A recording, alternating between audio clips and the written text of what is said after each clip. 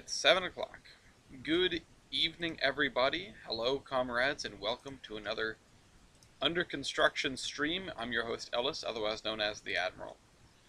Give me just a moment to get my links in the right place. There.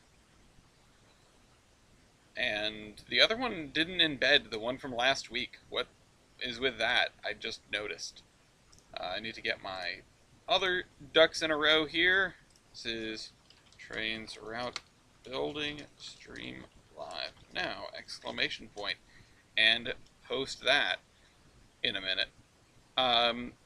Let's see. It's Thursday already. I know. It's been a whirlwind, and I keep saying that. I keep saying it's been a whirlwind week after every week that goes by, but just like everyone else, I'm trying to hang on, and I am happy to be here, if nothing else. So let's get our not Tetris on, and with any luck, with any hope, we can have a happy and productive episode of Under Construction. That goes right there. Oh wait, put this right. Ooh, okay, that was actually kind of slick, I think. I think I'm pretty slick. But leaving spots like that is not very slick because it's almost impossible to do what I just did and made it look effortless. Have I become a god at not Tetris? No. No, I have not. You don't need to answer that question. Okay. I'm putting this one down the middle.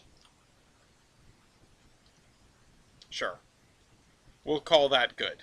It's not good, but we'll call it good. Sometimes you just take with whatever. Okay.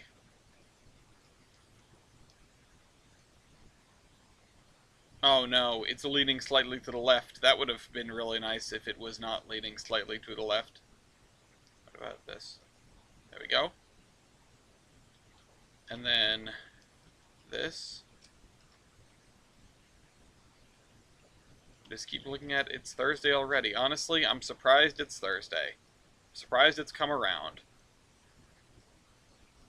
There's something to be said about weeks where decades happen.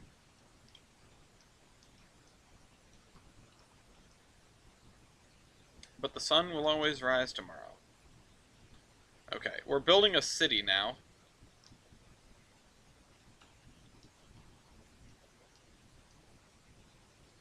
That can go there.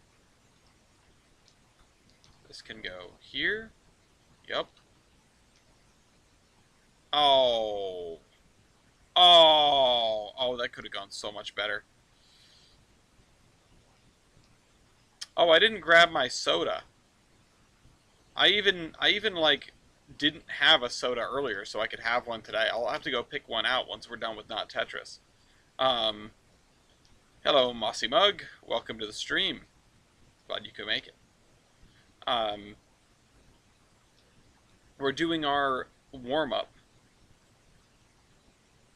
Maybe if Romans had used Not Tetris, Rome would have been built in a day. Yeah, but then we would have lost the banger of a Morcheeba song, Rome Wasn't Built in a Day. And if you don't know the song, I don't know, give it a listen. It's pretty damn good. Morcheeba is a band that, or a group, or whatever you want to call it. I mean, hip-hop artists and etc. What's up, Train Street? That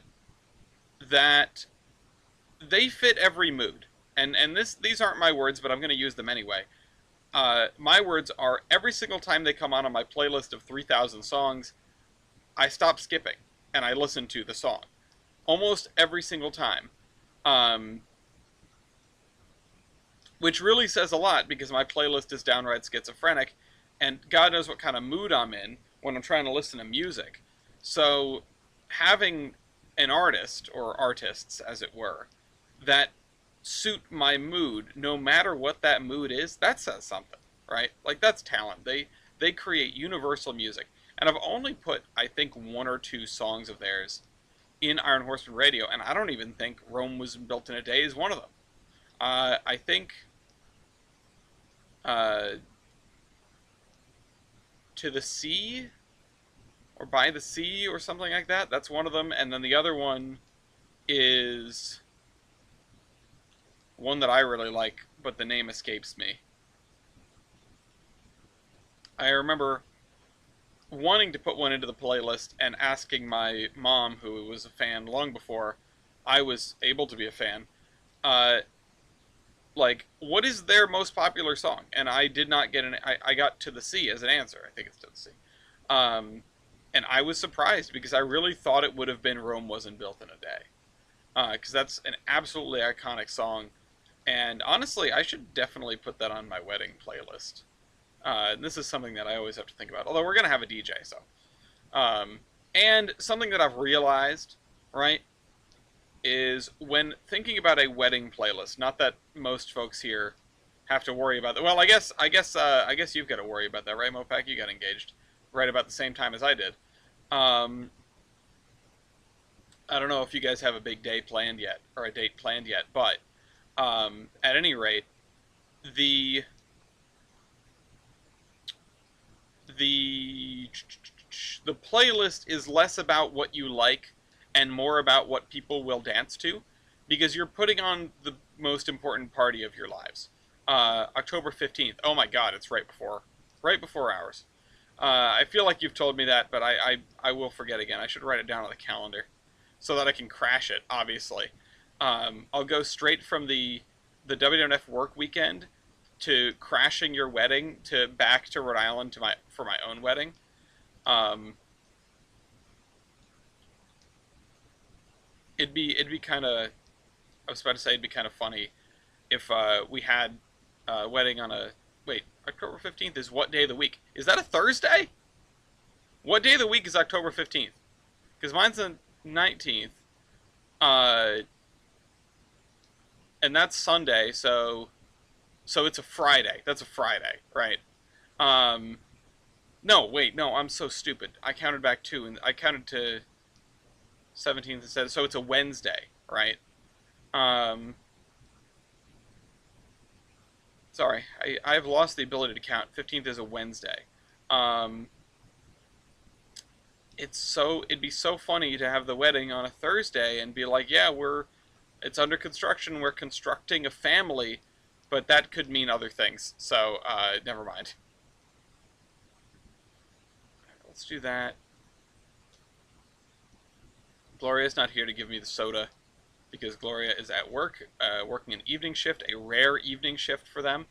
And it's weird because I just heard a car pull up outside, and I thought, oh, that must be Gloria's Uber. For record, for those who don't know, like my immediate vicinity and all the ins and outs of my life, for those who haven't like slept at my house and all that, um, Gloria works like 5 minutes away down the road, like 5 minutes away walking. Have the DJ play the stream over the speakers. Have the DJ play the original episode of the Zombie Train. This is out of hand. We're out of hand. We're losing it. Um, okay, I need to pay attention. I just want to yak, but I need to pay attention. Oh no. All right, I wasn't paying attention enough. We're here to yak. I mean, that's the primary purpose. Building the railroad is secondary. Um, uh-oh, uh-oh, uh-oh, uh-oh. Oh, hello, Frisco 1355. Um, we're... This is it. Okay, alright, that's it. We did not get the high score. Everyone hold tight for just a minute, and if anybody shows up and is like, what's going on, then tell them I'm grabbing the weekly soda, and I will be right back.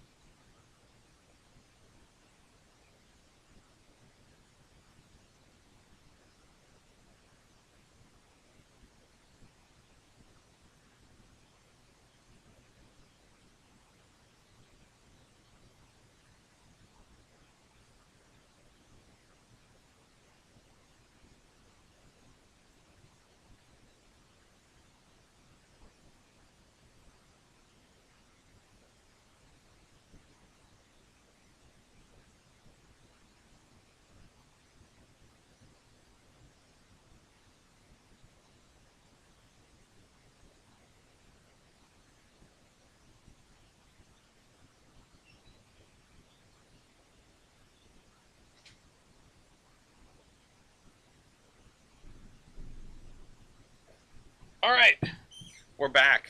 Let's get this show on the road for real. I'm going to post the stream there in the Trainz official server, and we will get building. This is my selection this week for Yacht Club Sodas, the unofficial soda of under construction. Where's my big webcam? There it is. Today's flavor is, let me put the shade on, Berry Melon Rebellion. For the burning of the Gaspee, one of the first rebellious acts of the American Revolution. This is not political advice, by the way. It's not a political statement. However, it is delicious. At any rate, let's get this worked out. I feel like I should be doing something here with these two ladder tracks. They're both just kind of awkward, but I guess they are what they are. But either way, we're not going to start down here.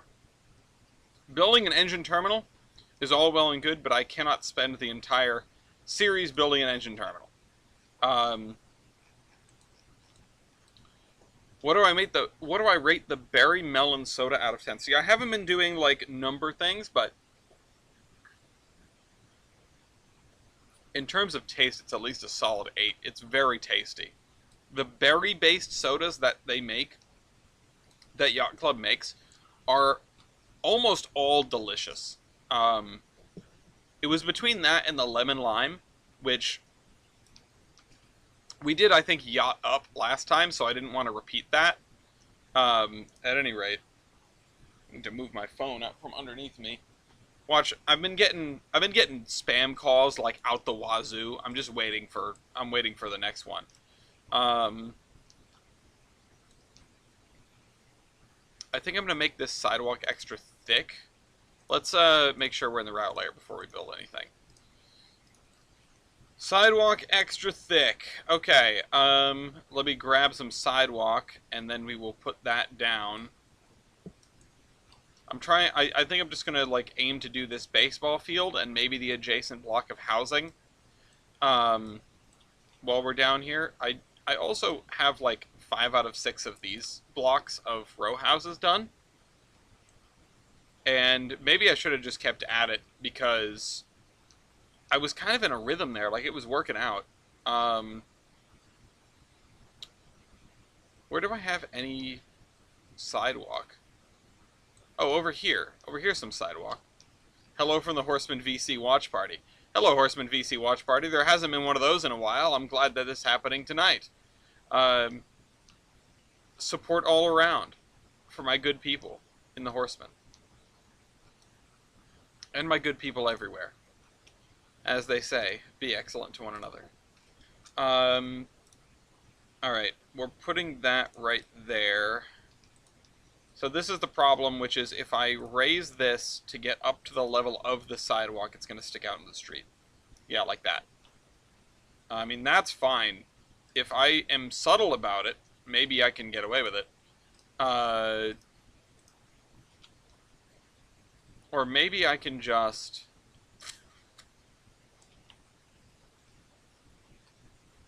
Maybe I can have it come up to the right level and then continue. Like, something that I've noticed about myself when I look at games. Right? If I see something like this, right? If I see something like this, I go, oh, that's funny, like the texture sticks through the other side of the thing. If I see something like this, I'm like, why didn't you fix that? You know, why is the sidewalk all messed up? Why is it lower than it should be? There are certain things that my brain just takes for granted when it comes to making games. Like that there will be limitations that you're not going to be able to get around, and like stuff is going to stick out funny, especially if you're using assets. And this is something that is maybe a good piece of advice for everyone making games with second-hand assets, but of course everyone making Trainz routes, because really, what else are you doing other than making a game with second-hand assets? if that's what you're doing, you've got to be okay with some slop. You know, you have to leave it at 80%. You know, 80% done is done, is something that I've said. Now, a while ago, somebody asked me, when do I know when to stop adding stuff to an area, like when to call it done? And my answer to them was, when I can't think of anything else to add. And that's a very like straightforward kind of answer, but it's, if I'm here and I go, well, what could I add? Yeah, power lines. Let's lay those down. What I'm saying is, if it's significant enough for you to think about it, then you should probably add it. Like, what are you losing by not? On the flip side, it takes 20% of the time to get 80%. It takes 80% of the time to finish the last 20%. Exactly.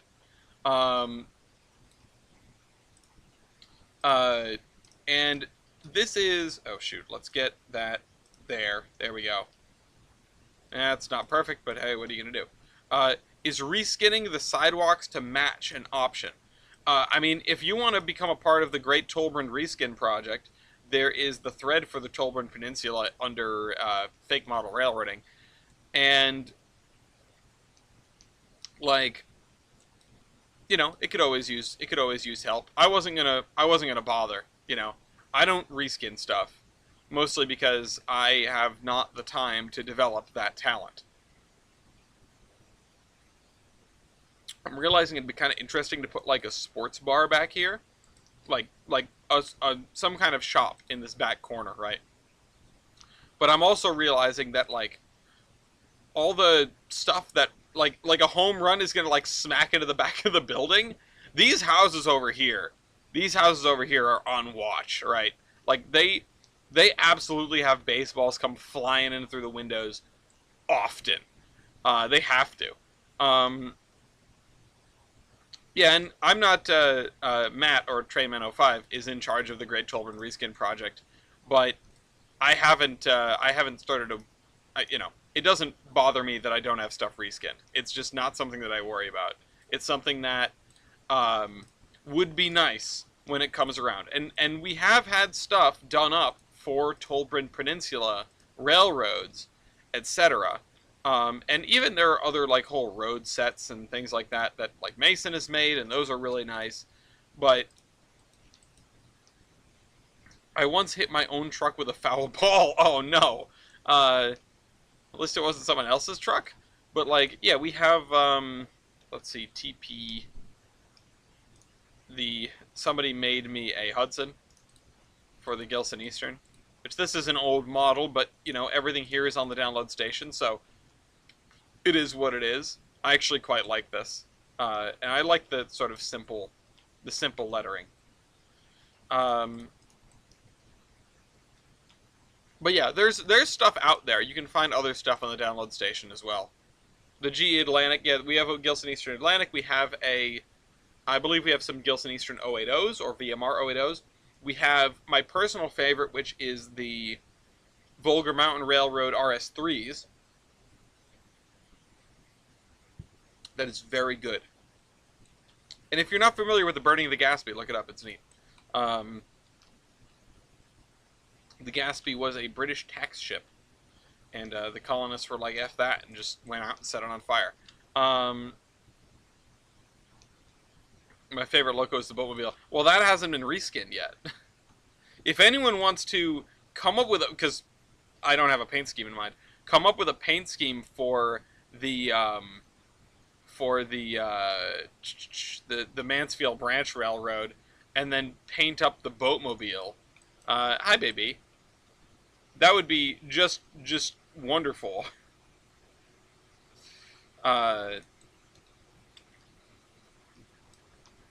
My favorite locomotive is the Monkey Banana Switcher. Honestly, you know, it would be kind of funny, because we have that like 44 tonner over there. A funny reskin would be to reskin it as, you know,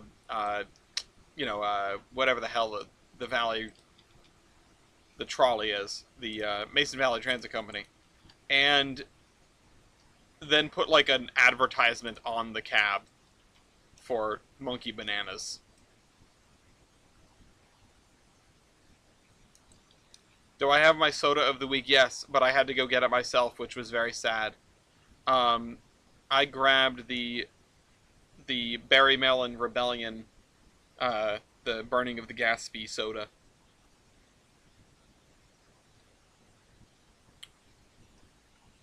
Ben told me you weight test card you at the Biggie. How long did it take you before you realized?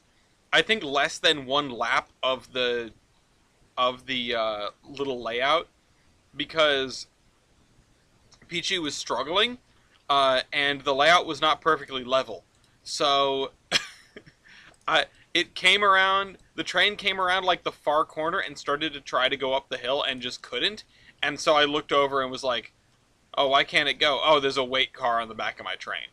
There's a scale test car on the back of my train." And then I picked it up and I realized that thing is so heavy.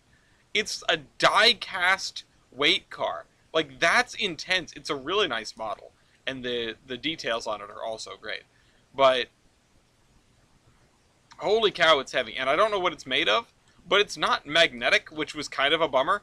Um, yeah, let's see. This would be like the entrance, right? You'd go in that way. You just sort of like go into the void. Uh, yeah, it's made of depleted uranium. I could hear like the Fallout Geiger counter sound when I picked it up. Oh wait, I have a really wide one, right? 7.2 meters. Um, that's why weight test car bowling is fun. Yeah, they're like mini bricks. Yeah, well, certainly that one is. Um,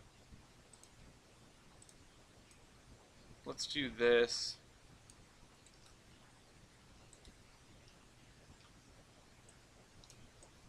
Also, I said Down by the Sea, thinking of the Morshiva song, and I still don't know if that's the actual name. I think it might just be The Sea. Uh, but now I can't stop thinking of uh, the, what is the other band Down by the Sea? Is Pat here? He would know off the top of his head immediately. Men at Work. Men at Work has Down by the Sea as a song.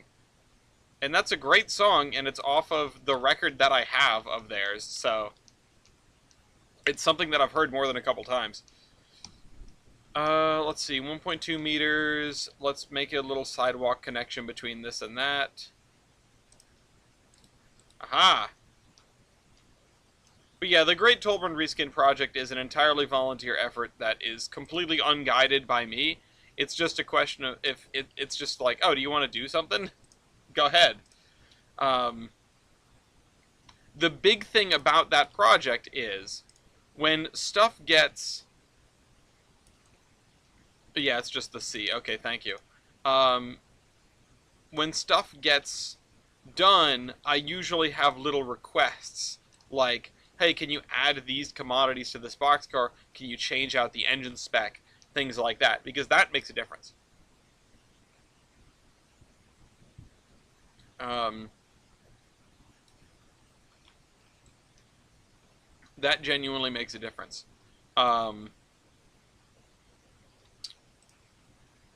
the reason we have the RS3 is because I needed a new engine spec on the RS3.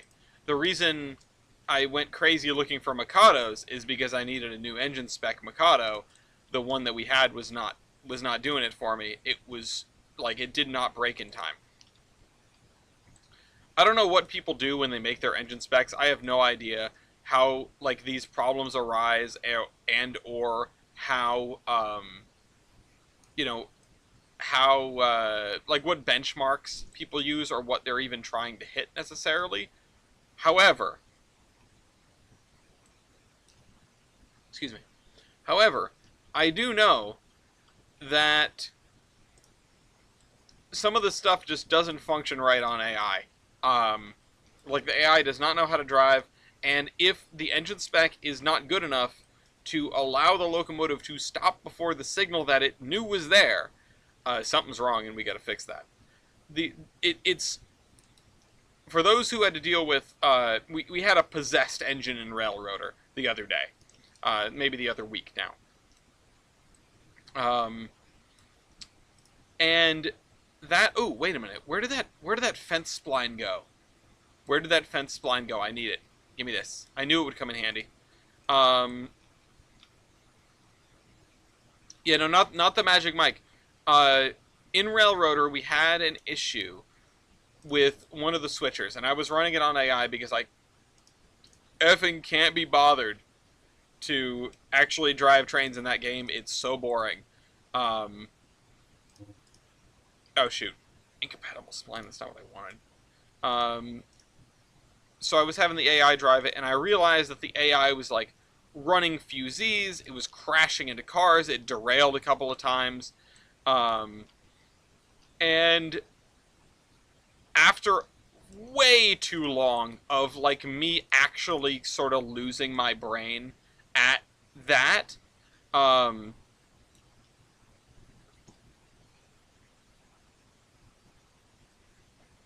I realized it was cut out. The engine was cut out the whole time. That's it. It was cut out. Um, I am really dumb. I just want you all to know that. And so you should never just assume that I'm right about stuff. Like, you know, fact checking is good. You're welcome to fact check me. Like, all the time. Just whenever you want. Because I'm wrong about stuff constantly. One of these towns should have a racetrack. TJ, have you seen my dirt track? Um, I've got something. Um, I think like an actual speedway would be good though. Somewhere. I don't know where, but somewhere. Like either an asphalt or a dirt oval instead of this, which is, like motocross. Um, but this is what I've got. And you can, if you're a patient at the hospital here and you get some fresh air, you can walk down to the gazebo and see them, see them going at it. Um,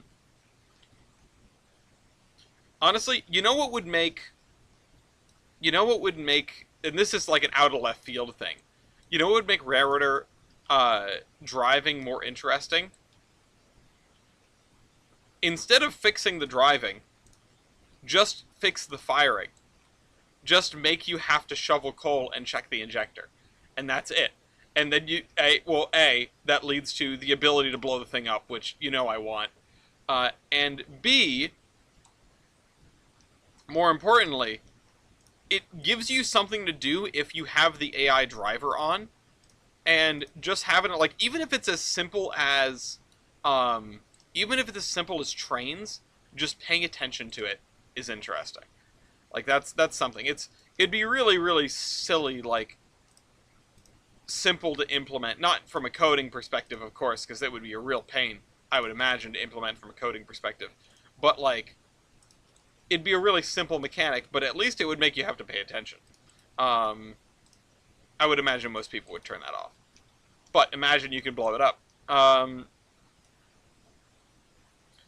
Try the Edaville and South Station Railroad to say where there isn't a single train that goes on the whole line and doesn't derail. I mean, that does sort of sound like the the Fran-Ann some days. Which, if anyone ever puts up just Railroader or Railroader Iron Horseman save for the community playdate, we have a community-specific save. I want you all to know that. And that's a lot of fun because we're slowly building it up from zero, and as soon as we get that save to tier 5, I'm going to go and make an Iron Horseman official, quote-unquote, mod pack, and we'll do it all again. A city scene with a street race going on would be quite the original idea for Trainz. Honestly, yeah, it's better than the classic house burning down. Well, maybe not better than, but it's a little different than the classic house burning down. Hold on, let's do. We gotta fill out the rest of this block. Put the new CSX Gevos in the mod. Yeah. HR modded save. Right now we made a after the big E we did a little LAN party, and we made a save that I couldn't like quite come up with What the hell? A great name for it. So I went back to something that I have been like that has frustrated people in the past, which is to say, I made a railroad called the Woonasquatucket, the Woonasquatucket Central, or reporting mark WOON, or Woon. And so that was fun. But what was that? I thought I saw something with like 3 open things in it. Okay, we random. Oh, what the heck? Oh, Wilkes-Barre. Oh, this was this what I was looking at? This does not have opening doors, nor does it have an interior. That's a little disappointed. Um, Apparently YouTube doesn't like file extensions in the chat. Oh, yeah, I don't know. I don't think that. I think because it assumes that you're trying to link a website, and that just doesn't work. That's cool. That's like something out of Pompeii. Um, I want for the first time, I want just like a bar, not a barn, or like a pub. Maybe I should put in pub, but I want like a single story kind of place. I put in a barber shop, which is not what I'm looking for, but it's kind of the right shape. There we go. Strasburg Thomas and the CSX Gevos. No. Um, and then let's put this over here. Yeah, I could line up some like light commercial against this backside because if you think about it, people are going to come for the baseball game and they're going to wander out, they're going to stumble out and then go into the bar. Okay.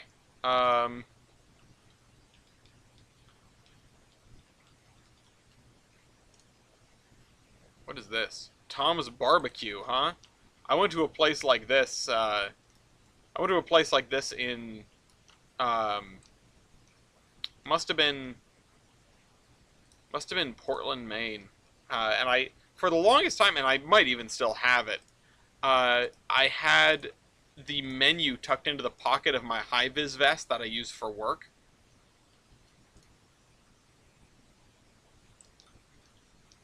Okay. Uh, they love to use the fake name of the restaurant so you can never find it. That's fair, yeah. I definitely have found things that are just sort of like the random name of whatever. It's like, oh, great. This is good to know that we have this. Um, let's,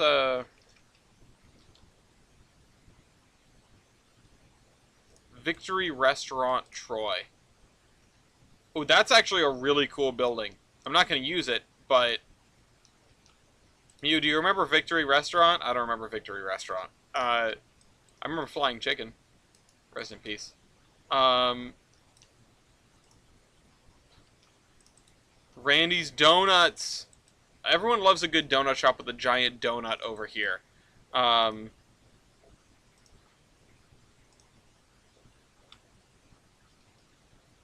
Pizza Hut. Paradise Diner. Actually, this is kind of neat.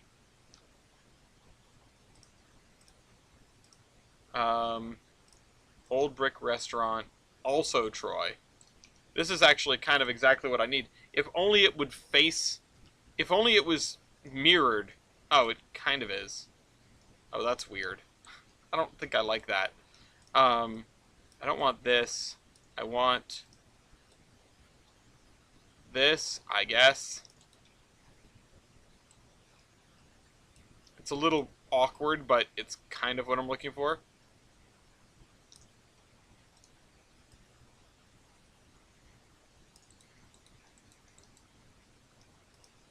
And if I can put one more shop on the edge to hide this, then that'll be fine.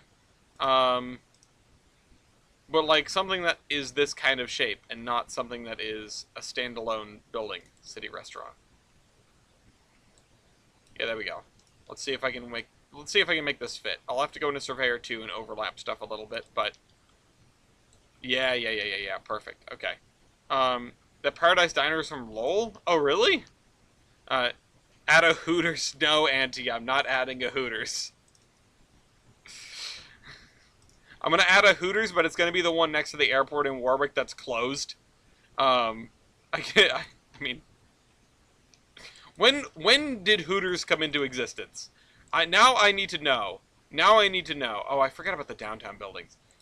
When was the first Hooters? Would it be contemporaneous with this map?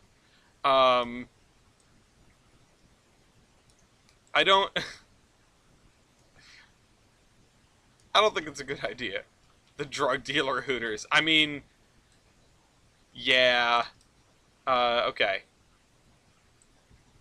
I'm gonna give some extra sidewalk here. 1983. Okay, that's a little. First of all, that's way more recent than I expected, and second of all, yeah, that's way too recent for this. Um, Victory Rest might be in Warren, Michigan, which borders Troy, Michigan. Oh, okay. That's really interesting. I had not imagined that it would. Wait a minute. But I thought it said New York. It is New York. Um, there was a CNJ ferry turned into a Hooters. I'm sorry. What?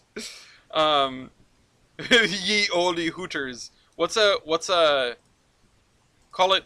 I'm trying to think of like an old timey word for Hooters for breastises. Uh, I've heard some stuff about the Hooters by the airport. I'm sure it's all true. I'm sure it's all true. We're not gonna dig into to myth and rumor on this show, but I'm sure that's all true. Um, I believe I've been there once. I actually do think I went once. Um,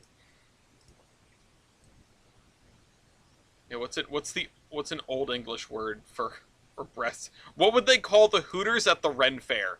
That's that's the question we need to answer. Uh, Posted a pic of the ferry until Ren. All right, hold on. I'll go and grab it. I'll go and take a look. Um, oh, also Jersey just DM'd it to me. That's incredible. That's incredible. I love this. Ye old owls. Okay, yeah. Like, yeah, that actually could work. Um, Someone made something called Femboy Hooters for Trainz, and a certain younger PM member, not me, downloaded it. Little Caesars was founded in 1959. That is more in era. That is more in era. I need to see if I have a Little Caesars now. This is why I love doing this. This is why, like, I know that, like, Approach Medium does everything I do and better in terms of Trainz route building, but, like, I don't think I could ever go wrong with making this a collaborative effort. Hold on. Do I have a Little Caesars? Is there one on the download station? Covered Rosa Parks apartment rent for life. That is based. Manage content. Download station. Pretty sure there's a Mario Kart Rainbow roadmap for Trainz that's on the site with Femboy Hooters. Well, I need to see if... Okay, Femboy Hooters is not on the download station. What about... what did I say? Little Caesars? Little Caesars pizza with night mode. Trailer and nude Little Caesars DES. Alright, hold on. I'm going to save the game because sometimes when I download stuff breaks. Just bear with me for a second. You don't need it. No, don't send it because I can't get it anyway. All the stuff on this map is from the DLS, and I'm not breaking from that. Even for Femboy Hooters. This video is getting flagged. Okay. Hi anyone that's showing up from the Trainz official server. Just apropos of nothing, hearing me talk about that. All right, let me download Little Caesar pizza with night mode. Download. Wait, hold on. I need to look something up. Damn, that's disappointing. Okay, sorry. I typed in. I was checking to see if anyone had made Freddy Fazbear's Pizza. in Trainz, because I could have put that down. Um, okay, hold on. Here's Little Caesars pizza pizza. I like the idea that it's the 1950s and this is an outrageous sum for a pizza. Um, Dunkin' Donuts, Pizza Hut, and Denny's were also found in the 50s. Huh. Interesting. I never would have guessed. I mean, Denny's makes sense, right? Dunkin' Donuts, I'm kind of surprised it's that old, but as a New Englander, it feels like it's been around forever. Um, and then, like, the one I knew was, like, White Castle, right? White Castle is from the 50s or earlier. Um, yeah, no, you can send the link in the chat. I know some people who would probably appreciate that. Okay. Let's see. We've got baseball field over here. Dunkin' is older than Denny's. See, if you had asked me to make a guess, I would have guessed wrong. I mean, I probably would have guessed right because you're asking me that question, right? Like I'm gonna sense it's a trap, or I'd like to think that I did. This is why I was really good at standardized tests in school. It's like, all right, if I were the person making the questions, what would I make the answer? And it's like I've managed to, do well on standardized tests without knowing a single goddamn thing. And now you've got me bouncing around this earth with a single brain cell. A&W starting in 1919. That sounds like that feels right. That feels right. A&W strikes me as ancient. And then YouTube blocked the Femboy Hooters link. Oh no, it's literally 1984. I'm gonna put the Little Caesars on the corner over here behind the baseball stadium.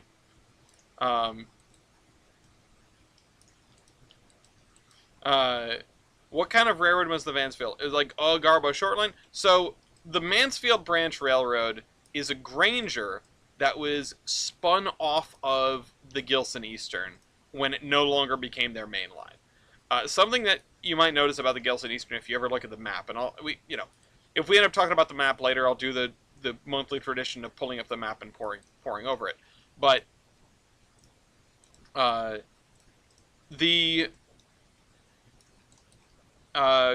sorry, just I needed this, I think. The Gilson Eastern does not have a lot of branch lines, and it does not like branch lines. They have a kind of specific operating protocol, and so when they were left with like 50 miles of Granger branch line, they were like, you know what, someone else can handle this. So they got rid of it.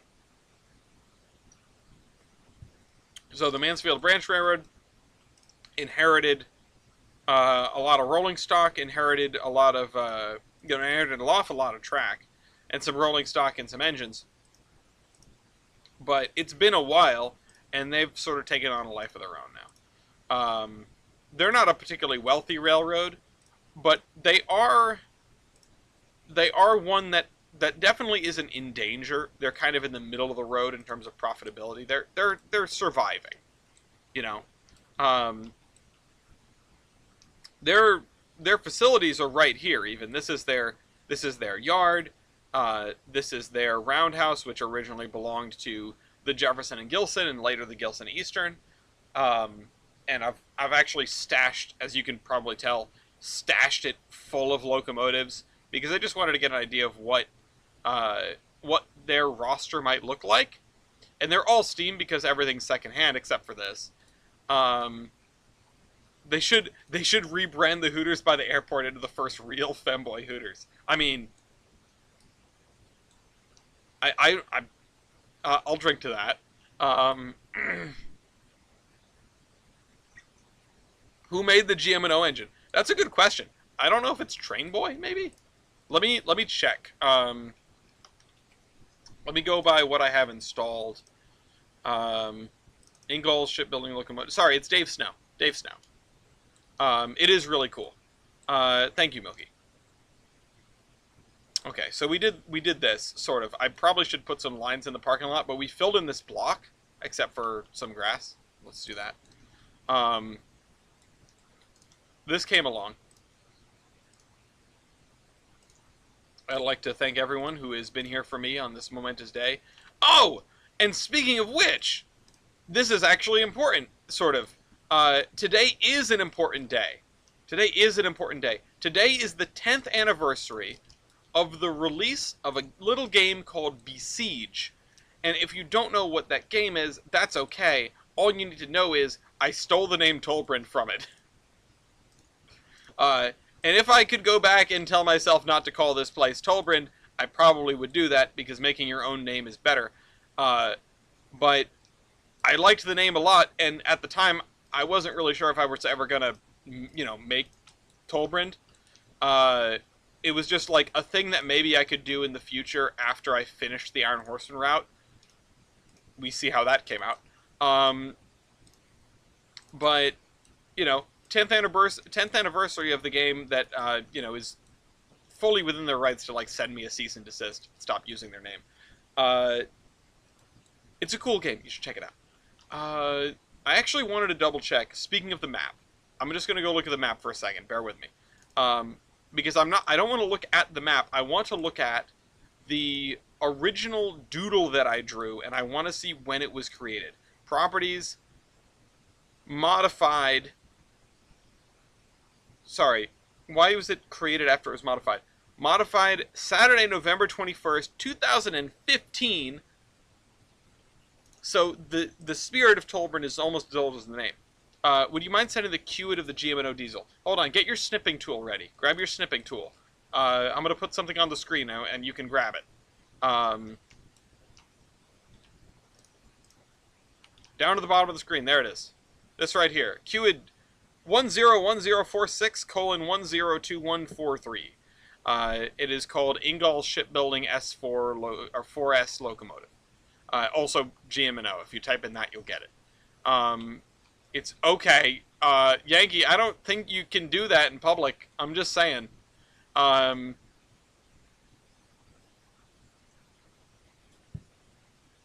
So anyway, I think your picture-in-picture blocked the Qid. Oh, I'm dumb. That's really dumb. That's right. Oh my god! I'm so stupid. All this time! Mew! How has no one said anything to me before?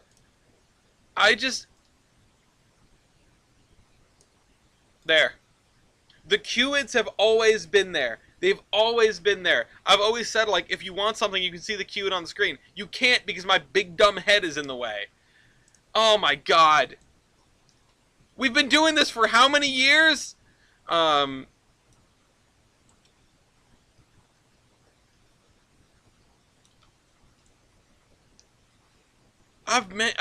my god. I'm so friggin' stupid. This is Chris says, I was waiting till the day you'd notice. You didn't want to tell me? This is an ultimate betrayal. Betrayal.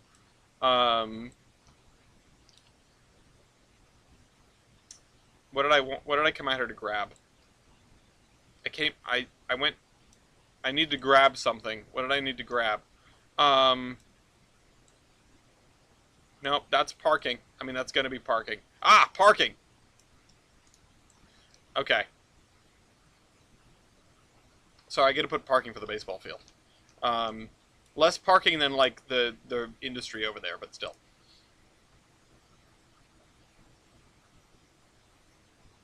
Let's put that.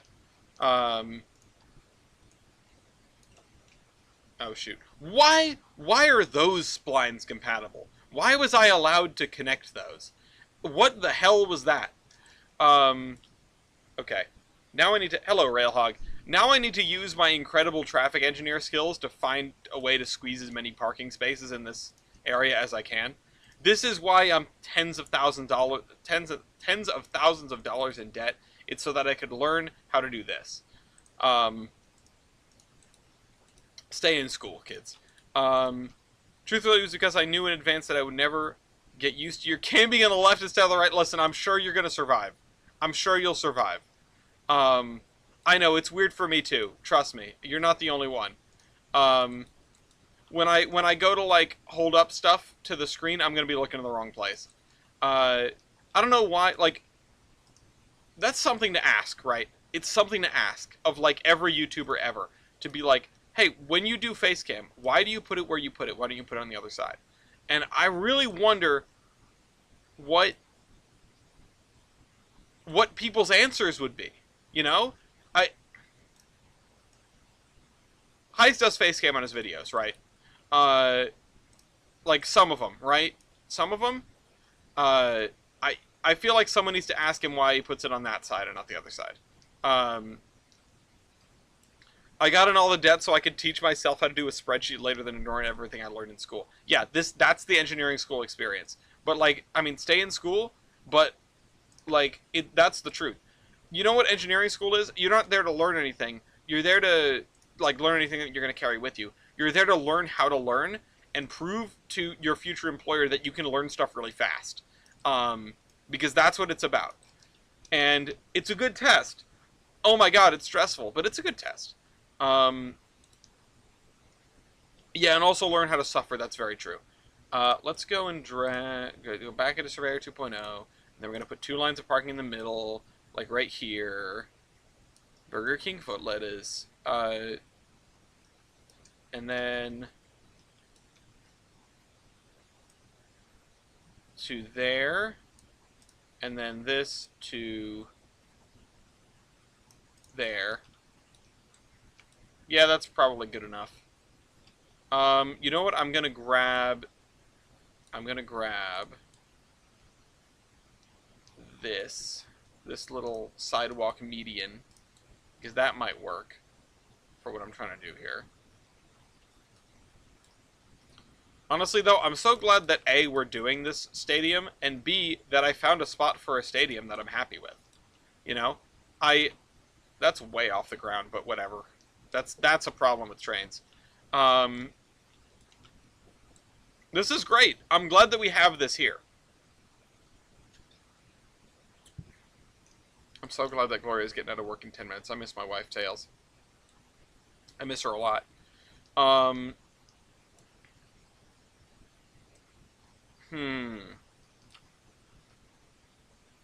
I need to fill in this block, probably. I'm not sure what to put there, although I probably want to put this right here on the corner. Because it's a cool building. It is a really cool building. Let's just put this here. And then, do we want to grab the barbecue shack and also put that over here on the corner? This is so ratty. Like, you know what? You know what, actually. I think I've been to a place like this near Sturbridge Village in Sturbridge, Mass. That's what this is making me think of. Who wants to go on a field trip?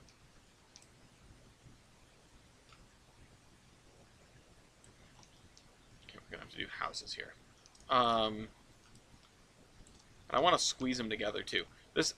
Every time I go to a neighborhood that I haven't been in, or even one that I have been in, whoa, that's a long description. I'm looking at the houses, and I'm looking at I'm looking at everything, and I'm going, oh, okay, you know what, I need to, like, internalize this. Because the best guide for making a good Trainz route is looking around all the time. Is looking at everything you drive by, everything you see, and internalizing it as, okay, that's something I can do. Your mind will bend it around a little bit, and that's not a bad thing, because you don't necessarily want to be making exact copies, but you do want to take cues from everything. And some places don't have fences all the way out to the road. A lot of places don't. In these areas, I've done a lot of fences right out to the road. I probably deserve to make a few areas without that, where one lawn runs into the next, runs into the next. That's a place that I grew up in. And it's not really shown here. Almost every house in Bellington has a fence that goes all the way out to the road. So yeah. Is this a building I kit bashed? I think it was, because I found this big tube. No, it's not. How? What? Alright. I thought I found this big tube separately. I'm realizing, though, you could sink this whole thing into the ground to get a slightly smaller tube if you needed one for no reason. I think doing building kit bashing by submerging your buildings partially, that's a good thing. Everyone should learn to do that, and, like, you know. This also probably should have a gate to keep neighborhood people from driving around this way. But maybe not. I don't know. Oh, this is kind of awkward. I'll probably leave it because I should leave this without a...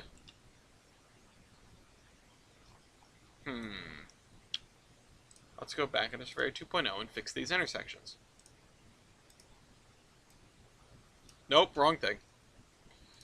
That's why. This is, you know, the simplest it can be. Straighten that spline point. Put this here. Insert the spline point here. And then I want to replace this with the one with nothing on both sides, which is somewhere around here. Do I have to go up? Where is it? I thought it would be in here. Oh, it's you. That's right. I always forget. It has the embankment down on the side. Replace spline with selected asset. Oh, shoot. And then the other thing I want to do is, while I'm doing this, is lower this.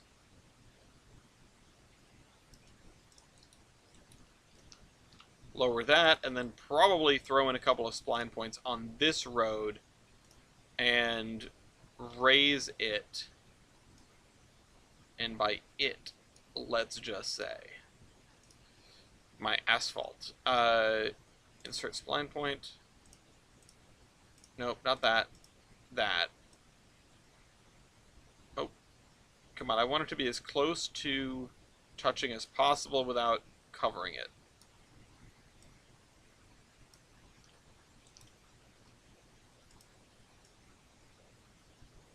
There we go.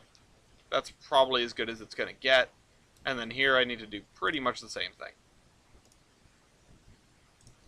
But it's going to look better. I mean, how many places do you need to drive over a curb? And I'm not doing curb cuts for every driveway in this town. I have done that before, and it is a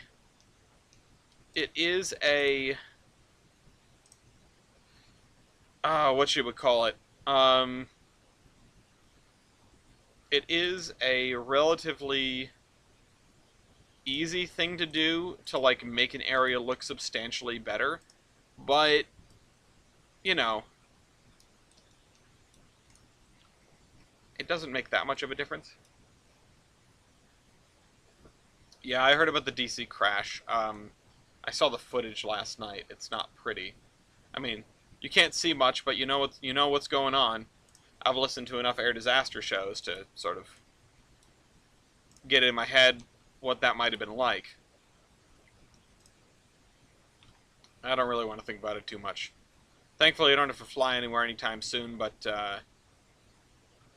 yeah. My heart goes out to the families of those that were affected. It just seems like a really unfortunate case of pilot error. I mean, the FAA is yet to... The FAA and NTSB will get in there and they'll compile their reports and they'll make their judgments about how things could have been avoided, but it really just seems like a whole lot of human error. Sometimes that's all it is. I mean, you look at stuff like this and you think about Swiss cheese theory, right? You think about, like, how many things have to go wrong for this to happen? How many people have to sort of mess up, right? Because, sure, it only takes one person to sort of fly into the path of an oncoming plane, but it takes more than one person to not realize that's happening and immediately correct it, right? And I know, being in an aircraft and seeing another aircraft and making a course correction can sometimes be functionally impossible, because the sky is really big and planes are really small and they go really fast. Ellis, if you're still interested in going to Mass Coastal Rail Fan Day with us, the date and tickets just came out. What is the date? Um, because I'll have to figure that out. I'm not sure. How much and how much are the tickets? Or sorry, when and how much are the tickets? Because I'm not usually one to spring for necessarily rail fan days, although I do need to get out there to the Mass Coastal. It's been a while. Sent it to the foam squad. Well, alright, I guess I'll bite. I'll look. I don't usually look at things while I'm doing this. Um, oh, August 16th. Wow, that's a ways out. I guess I don't really have anything for August. Tickets are 25 bucks. Are these expected to sell out? I mean, it's pretty far out. Um, I know chucking $25 at something isn't a really big deal, but you know, I'm afraid of commitment. Aside from the fact that I'm getting married. Um, okay, get yours tomorrow, and then yeah, we'll figure that out. I don't. I'll have to take a look at what exactly it entails to see if it really entices me, because I kind of just want to ride like I want to ride for kicks. I mean, maybe I should take Gloria out for a weekend on the Cape, because we're white enough to do that. Uh, Take Gloria out for a weekend on the Cape and ride the Cape Cod, scenic. If they do like a dinner train, maybe we can do that. Dinner train. I mean, people are suckers for dinner trains, and I'm one of them. I'm a sucker for a good dinner train. Um, the dinner train at the Valley Railroad. Train rides don't depart from Hyannis, sadly, on Rail Fan Day. It's lame. Oh, interesting. Well, I wouldn't be doing that on the same day, is what I'm saying. But, like, I should... it's a good excuse to get out there and go to the Cape and go and ride the train, because I don't think I've ever ridden behind an FL9. When I was there was before they bought the FL9s, I'm pretty sure. Because it was a long time ago. And yeah, I haven't been out on the Cape in God knows how long. Now we do have friends of friends who live out there, so you know, it's it is the kind of thing where we might have a couple of good excuses to go in that direction. You don't live on the Cape, Mew. You live in the direction of the Cape. Uh, uh, Alright, do I put this in here? It's 8:04. It's 8:04. And I mean, that's fair. I haven't been to your neck of the woods either in a really long time.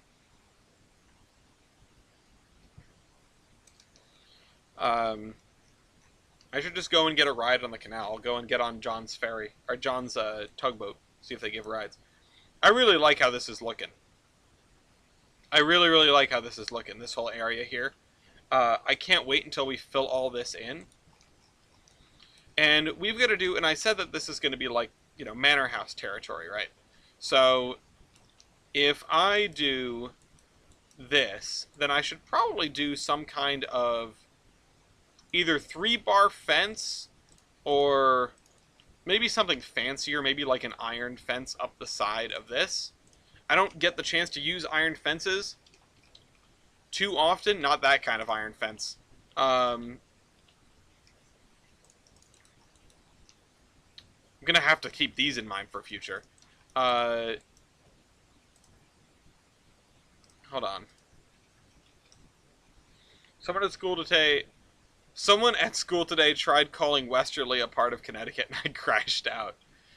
I mean, but it almost is. That's the problem. You're all the way down there. You're on the other end of South County. It might as well be a different planet for most Rhode Islanders. I'm not saying the person was right. I'm just saying, you know, I get where their head's at. What is this? This is like a murder fence. Oh, it's a bridge fence. That's... Westerly is built different. Okay, I don't know about that, but... you know what? I get... You know what? I will... I haven't spent too much time in Westerly, so I'll give you the benefit of the doubt. I know it's your home. I'm not gonna, you know... I'm not gonna... To say that, I know more about it than you do. It's just from, I may just be a railroader who knows nothing about South County, but from my layman's perspective, you're basically Connecticut. Um, if somebody down there is saying it, that's like fratricide, though. Like I feel like I'm allowed to say that because I'm all the way up here. Uh, this is a real bumpy one. Well, I guess we sunk this one to the ground.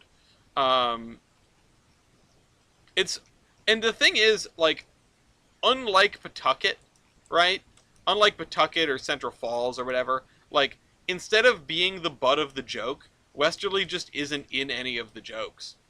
Um, this is looking more like a landing strip than a giant driveway at this point. I'm gonna be honest. This is like I'm gonna try to land my horse and buggy here.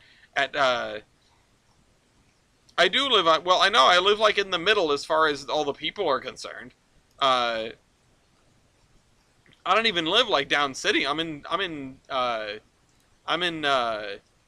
you know I'm on the Johnston line compared to folks that live in downtown Providence. I might as well not exist. I might as well live in the landfill. Um,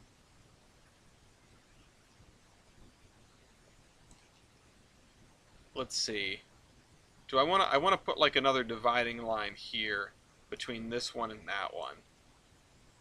And if they're doing this, yeah, okay.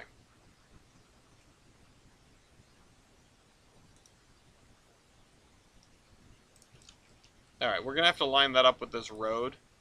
Oh wait, no, we've got the measuring stick here, the ruler, 140 degrees. Let's see what we can do about that. And then I'm gonna split this and make this go from wrought iron lattice fence to like a wooden 3-bar fence. Just give me a second. Rulers, 140 degrees, ish.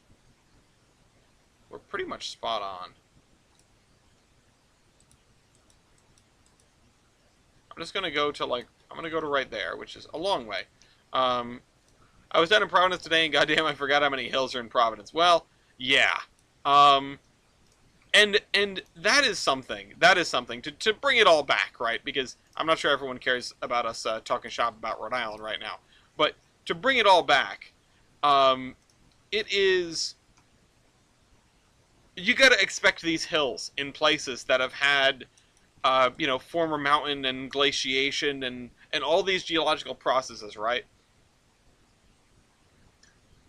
One of the things that gets me about Bellington and South Bellington, one of my ragerts, right, is that this place is too flat. It's too flat.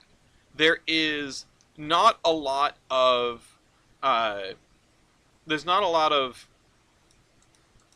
stuff going on out here geographically. And there maybe should be. I mean, there should be at least some towns or some terrain variation. And I tried to do it, and it is fairly subtle, but there are some little hills. But there should be some bigger hills. We need like a Uniconticut hill, kind of, or like a Diamond Hill, or something like Diamond Hill in Warwick. This area is all very, very flat, and that's not necessarily accurate. The Mansfield Branch Railroad. Oh, you're using apropos of nothing now? Oh, sweet, hell yeah.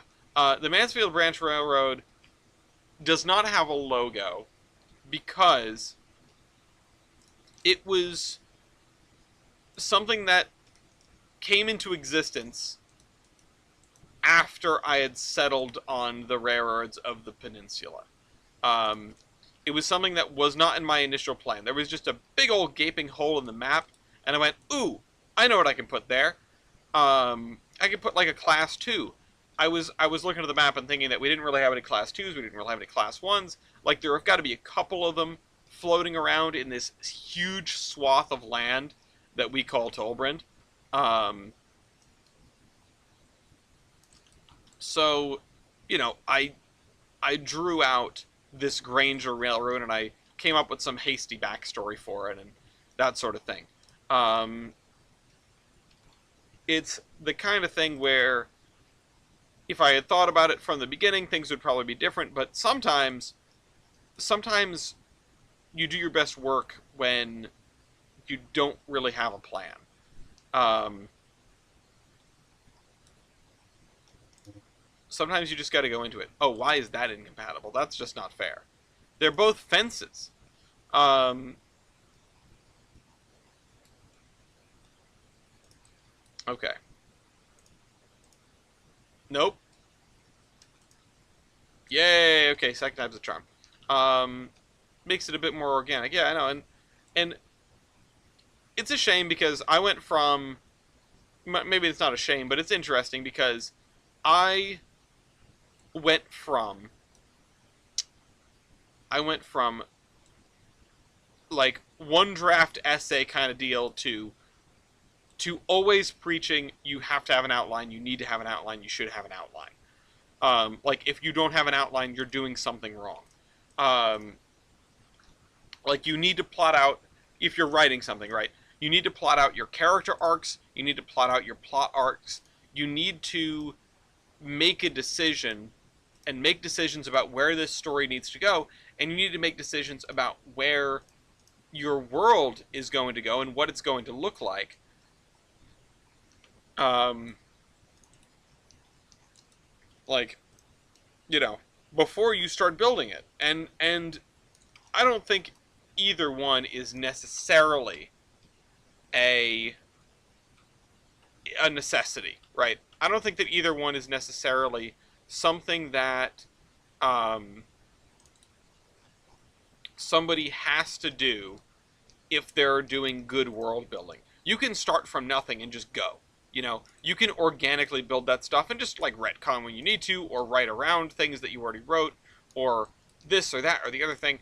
You've got options, right? But on the flip side, um,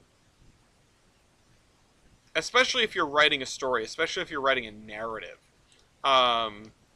sell the trading cards in it as well. Yeah, we're gonna have our first physical storefront. It's gonna be there at the Femboy Hooters.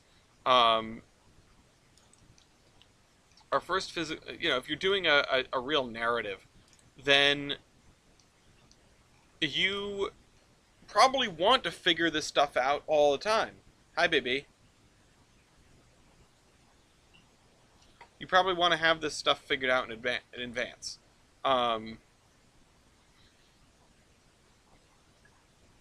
I do agree. I do agree that you want to leave breathing room. You want to leave enough space, especially when you're doing a Trainz route. You want to leave enough space for the character of what you're building to take on a little bit of its own life. Is that my wife?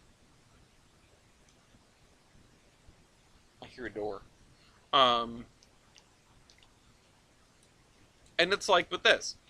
I knew that stuff was going to come through here. I did not know it was going to look like this. Yay! Everything, all the micro is something that appeared organically as I sort of started working on this. The fact that we have a branch line that is severed in the middle by new construction that never reached its full potential because they built part of it and then whatever. Hi, baby. Look at that goodness. Don't forget. He's too busy sniffing you. He missed you a lot. I missed you also. Hi, Pop. Hi. What a good boy. Can the people see the pupper? The people can see the pupper. See? Sorry, he's too busy smelling me. Look at the camera. There you go. Oh, look at that face. Look at this. This is where his brain would be. Missed you. Do you want to sip? I was gonna ask for a sip. Thank you very much. You're welcome. I've been tearing through it. Yeah. Anyway, you know, all this stuff is fairly organic. You know what? Let's do the detour now. Let's go on a little adventure. Let's take a look at the map TM. The because I want to talk. What DM? What thing you sent me? Oh, I didn't even see that. I didn't even see. I saw the invitation. I did not see the like the text associated with it. I just saw that and went, oh, okay. Um. Anyway, family photo. Okay, so let's switch to screen mode, and then we're gonna go to here, and then this is the original Tolbrin map. This is important. This is the original Tolbrin map. Now, it had some very limited stuff, right? Compared to, if you guys know what the current Tolbrin map looks like. It's got 4 railroads. It's got this vague shape. It's got 9 cities, and each of them is like for one thing. What would be? 5 Eggman. And you know, it's not a terrible map, but it's not very good either. Yeah, Volger Mountains or Volger, whichever one you want. And that leads to the current Tolbrin map, which is this one, which is the one without a date on it. Volga. No, it's named after somebody from a book series. Which you can see, and I can actually bring it up underneath. You can see how the shape has changed. The railroads have changed a lot. In fact, if you want to... I know you can scarcely see this, but this is the overlay. And you can see that a lot of the towns are in more or less the same place, but there are more connections. This purple is the Mansfield Branch Railroad, and there was nothing in there. This brown is the Emden, Tombstone, and Gulf, which, you know, there was not much there. This continues off the side, or at least it once did. And then you have this orange, which is, you know, another sort of filler one, and this is me throwing in 3-foot. A lot of this stuff is the same, but a lot of it is different. I started with something that was fairly simple, and I just iterated on that. When I brought it into here, I upped the detail, and as I sort of build out, I up the detail, and I find room to make things happen, like this, or like this, which was not there previously at all. Or even the olive branch. I don't even think that was there. But you know, the placement of the rivers and stuff, like the old map had no water features, so I had to just figure that out as I went. Except for the ocean and the fact that Meridian is on an island, or New Shoreham is on Meridian Isle. Originally this town was going to be called New Shoreham. I guess now it's called Meridian. I guess this would be New Shoreham. So like, you know, that's the way it be. You come up with a basic design, and then you give yourself room to breathe. You come up with a basic like direction to head in, and then as you're building it out, you figure, oh, you know what? This can be hilly, and then this can go into farm fields, which is, you know, if you know the map, that's what we did. So, you know, leave yourself room to adjust, but don't go in without a plan, I don't think. At least have an idea of what your goal is. Don't just, I'm going to build in this direction for a few miles and see what comes out of my brain. That's not necessarily a bad thing to do, but it might lead you to a little bit of disappointment if you can't come up with anything good when you get there. I think having that figured out right away can put enough like basic ideas, put enough in the way of basic ideas down that you can build around that, and you don't have to worry about like being let down by your own mind when you get there. Let's see. It is 8:21.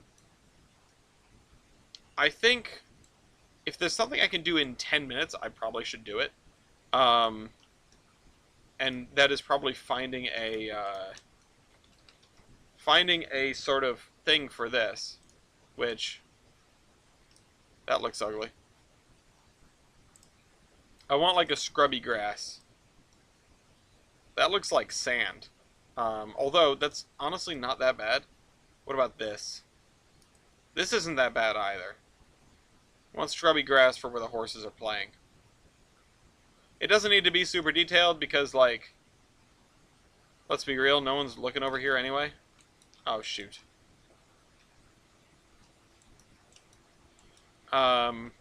Second round of not Tetris. Some days when my not Tetris goes so poorly, I want to start again, but I realize, oh wait, that just means I get to go start building now. And I have never self-sabotaged not Tetris.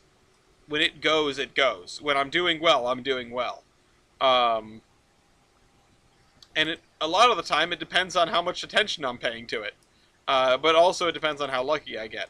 I mean, I would love to say that my skills at the game have improved over all these years that I've been doing it, but they really haven't. Like, the slowly climbing high scores is one thing, but it's sort of like Geometry Dash, where you do something, and you do it well, and then you get to a point and you screw it up, and then you don't get back to that point for a while. Any Geometry Dash, or really like any hardcore game like that, where you're doing the same sequences over and over again. I don't know what the highest level I've achieved is, but I know I have like a top score of like 11,000 points. Which I'd like to think is pretty good. If anybody wants to beat that, go download Not Tetris 2 and give it a whack. It's free. It's free and infuriating. Alright, let's fill this in here. I don't think this looks too bad. I think I'm going to put some dirt underneath this road, though, to make it look a little bit better. If I can grab an appropriate dirt. Let's just use the dirt and leaves, why not? And I really need to get into my computer case with a vacuum cleaner and suck out all that dust that's caught in those fans, because it's not having a great time when I'm doing this, and it only gets worse every time. Okay. I'm going to definitely have to add some trees, though. I'll probably add a line of trees right at the front. Or at least some lines of trees somewhere. Maybe just, like, around this edge and around this edge. Microfiber works too. No, like inside the fans. I've found that the easiest way to do this, and I don't necessarily recommend this, but it's really easy. You get the vacuum in here, and you get the nozzle, and you just hold the fan with your finger, and you go, and it sucks all the dust. It pulls all the dust right out of the heatsink. It just slurp, it's gone. And it takes like 20 seconds, so why haven't I done it? Anyway. Microfiber works great for like the rest of the cleaning stuff. Anyway, I still need to get new hard drives. My Seagate order got canceled, for those that did not know about that. I put in an order for 2 new 8 terabyte hard drives directly from Seagate, and nope, nothing. They canceled it. They shut down their entire online store because of some sort of, quote, payment processing problem. I don't know if it's that, or if they're, like, anticipating changing their prices because of tariffs, or if they were worried about getting caught because apparently they've been reselling used drives as new, which is incredibly suspect and really makes me not want to use the coupon that they're giving me, allegedly, when the store comes back, and just go to, like, Western Digital or something. You know, I need to go and order them, but I've been spending so much money on other stuff now. I was just happy to get that refund, and I did the repair drive, and it hasn't been a problem since. I got all my podcast back. What's the chance of a Tolbrin HO engine eventually? Honestly, probably pretty low. The the priority for like doing stuff in HO is probably Iron Horseman, like way up there, and then maybe Providence Northern or Mansfield Branch Railroad or something for Peachy. And then down here, which I guess Mansfield Branch Railroad is technically Tolbrin, but I reuse that name. There's lore to that. And then like way down here is like doing HO stuff of the actual stuff on Tolbrin. If people want to make them, I absolutely give them my blessing, but I'm not gonna bother myself. Probably unless suddenly the channel ooh, my ear was ringing. Unless the channel suddenly explodes in popularity overnight, and people are clamoring for merch. At that point, just buy trading cards, right?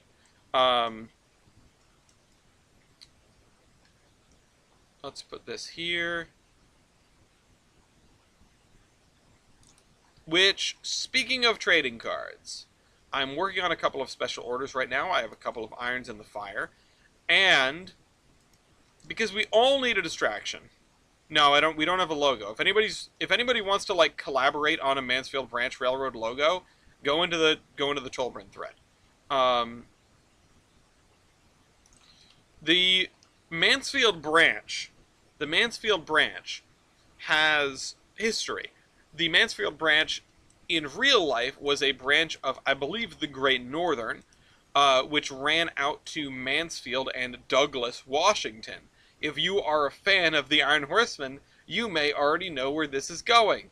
The Mansfield Branch Railroad is the closest real-life analog in terms of location to the Iron Horseman Railroad, and canonically was the predecessor. Road. When we did Railroader, but it's 1800s, which is when we got the modded engine and blah blah blah, I named it Mansfield Branch Railroad number 8, because I think it should include wheat and the color gold somehow. Yeah. Right as you're telling me to make a logo. Well, I mean, let me take a look. I'll look in the Tolbrin for this. Ooh, that's cool. The purple and yellow. That is honestly pretty damn cool.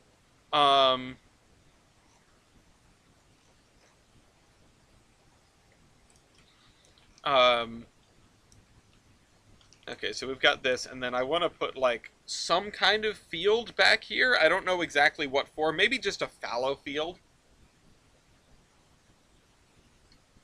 Because it's just, like, these people aren't farming anymore. But, like, a fallow field that's been fallow for a while. So maybe something like this. Wait, is that the same?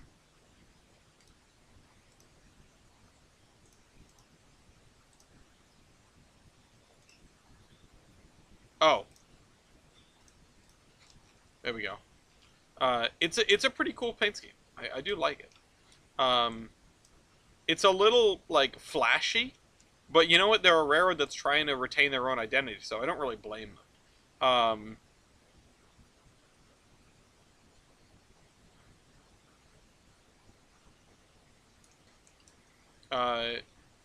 It was Great Northern, and it had a funny little railroad called the Waterville Railway that was 5 miles long. Cool. Yeah, and that's where we have our Great Northern connection in the Iron Horseman series. What is this? Oh, thank you for the tab. Bye. My wife is leaving. My wife is yelling at me, and I can't hear them. Anyway, I'm gonna fill this in. This doesn't look great in this, like, big area, but I think I just made Elvis for a second. You see the hair? That's gotta be Elvis. The smaller brush you use, the better the spinning looks, but the longer it takes. Hi, baby. We're trying to come up with what the restaurant Hooters would be called in medieval times. Someone just said owls, and I thought that was pretty funny. Uh, like what is Ren Fair Hooters? Um, honestly, Ren Fair. Wouldn't that just be like a brothel? Well, I mean, no, because you don't get to bone the Hooters waitresses. But if you're saying this is medieval times... Well, I'm still saying it's a restaurant. I'm not saying what is the medieval equivalent of Las Vegas. I don't know. I'm trying to think of like old English word for, Hooters. Bosoms, bosoms. That's what it was. Yes. That's what it was. Lie upon my bosom. Bosoms. That's the word. I was honestly trying to get that word. Zones back Bosoms, into you bosoms can't with bang a the very Hooters waitresses. fancy I mean, I will put a clarification on that. You can't like that's not what they're there for, but I'm not saying it's impossible.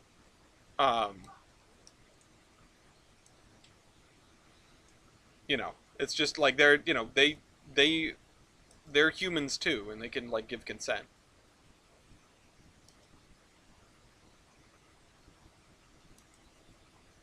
Okay, consent is key. I don't know if I want to send this all the way to the back.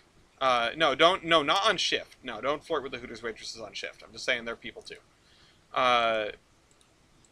If you have Riz and they're down, that's sort of what I was getting at. But when they're at work, they're there to work, not to play. Okay, so I was kind of wondering if you were to let's look at this. Let's take some measurements here for a second. Measure twice, cut once, or as we do here, measure once, cut, a little more. Oh shoot, it's too short. So the medieval equivalent of Las Vegas would be Las Venice. That is, I mean, I have played Civ 5. I don't think you're wrong. Scooch. So this is about 1,000 feet. It's close enough to 1,000 feet that I can call it 1,000 feet. Is from here to the road 2,000 feet, because that would be perfect. Come here. Here. No, it's about 1,400. Oh, what about that road? I'm measuring. From the edge of this field to this road, and the reason I'm doing that, actually, if I bring it a little bit further, it's going to be basically 2,000 feet. Wrong ruler. Get rid of that one. Let's get Colorado Southern 71 running in Vegas again. Mango, and I cannot stress this part enough, gobbles. The medieval equivalent of Hollywood is Vienna. Which was was it Bologna that has all the towers, or was that like Florence or something? Which was the Italian city with the boatloads of towers?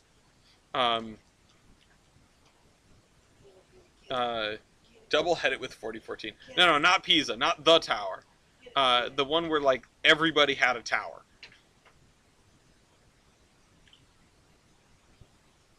Which normalized putting towers on your house again. I just want to say that. I thought Bologna had the bucket. Okay, so here's something, right? If you draw a line from this over here, from the 3048.1 feet to the boulevard, this is about 1/3 and this is about 2/3, which means if we draw a line out here, because surveying is not a perfect art. Sorry, Jader. If we draw a line out here to like 1,000 feet, which is about this road here, which honestly doesn't not make sense. then we can divide this into 3 plots that would have been like, you know, disassembled and partially, you know, okay, yeah, Bologna, Bologna. Baloney.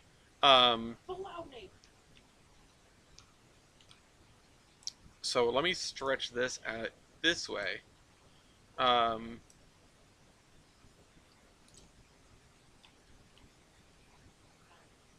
what'd you found? This is find the polar bear. Oh, proud of you. Let's scoot this over to the right. Okay. So, if we look at this, right, and we say that this road here was important at one point or another, but is no longer very important. This road here was the edge of the land for 1, 2, 3 big farms that stretched in this direction.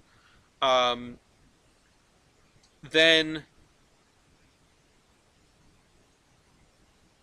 this one is the unscathed one. This one is the one that got a corner knocked off because they put in the highway.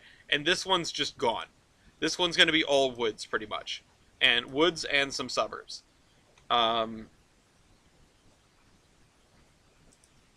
Which it's interesting that they would have built this out like this, but, you know, we've got to find a way. I mean, there's farm fields next to TF Green Airport, next to the shut down Hooters. If you look in the woods, there's farms.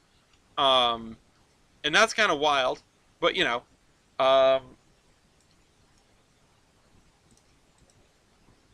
it is what it is. I think they're related to Confreda Farms, or like another local place like that. They're like nestled in the middle of the suburbs. Let's bring this out to here.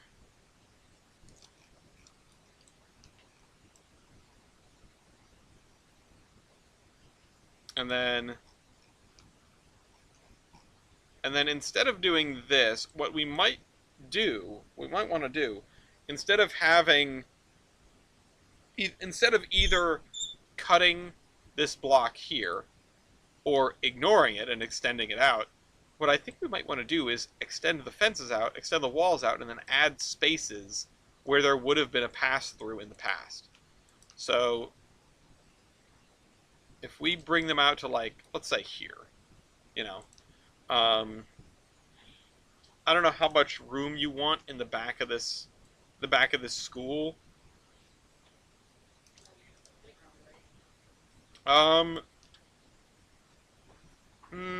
I might put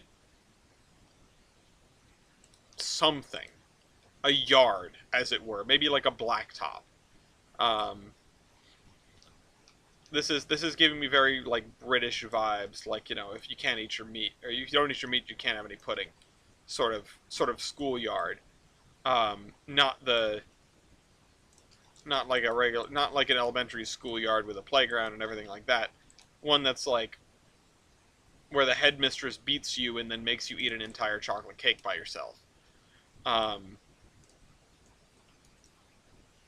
For the record, I'm so down.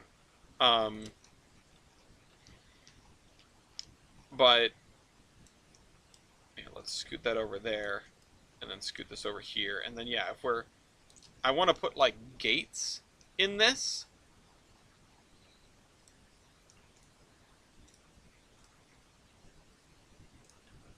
Like about there. And then same thing on the other side. From here to about, let's just say about here. I mean, we can try to line it up a little better than that in the future, but for now that's fine. And now that we know, and see, this is what I talked about in terms of route building from first principles and leaving enough room, and like when you fill in spaces, it answers variables and it lets you do the next thing down the line. This is, oh, hey, I thought about putting a couple manor houses here. Oh, if I put a manor house here, that's like 1/3 of the distance between this and this. That's really interesting. What if there were 1, 2, 3 of those, and they had fields here, and now the rest of this can be influenced by that? That's the kind of thing that I'm talking about. That's the kind of thing that Let me get out my pants. That's the kind of thing that you should be doing in your route building. The other thing, because this is slightly longer than that distance, we do need to include either like a swale drain or a creek or something that goes up this way. Because, or like I guess it would be like an irrigation ditch, right? And that would have come off this at some point, way up there. And that would be probably between the second and third ones. So, let's see, irrigation ditch, we're talking over here. We're talking, how wide is this? About maybe like if I reserve 75 feet in width. And this is also 75 feet. So if I pull this back, maybe it's not much of an irrigation ditch anymore. It's just kind of like a river. Oh wait, that's 2075. And this is 1060. So if I give them about 60 feet, if I bring this out to 1,000 feet.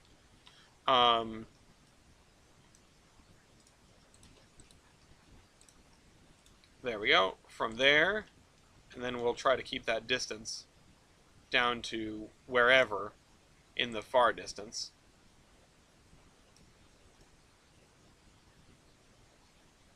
Yeah, that's pretty damn close. We only lost a foot. I can eyeball parallels. Maybe.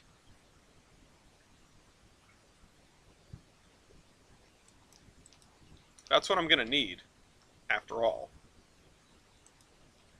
Something else is, we're going to need to, and you'll notice that I tried to put in some terrain variation, and we have some terrain variation. But if we're doing this, we're going to need to do a little bit of height bumping, because rivers don't go uphill, right?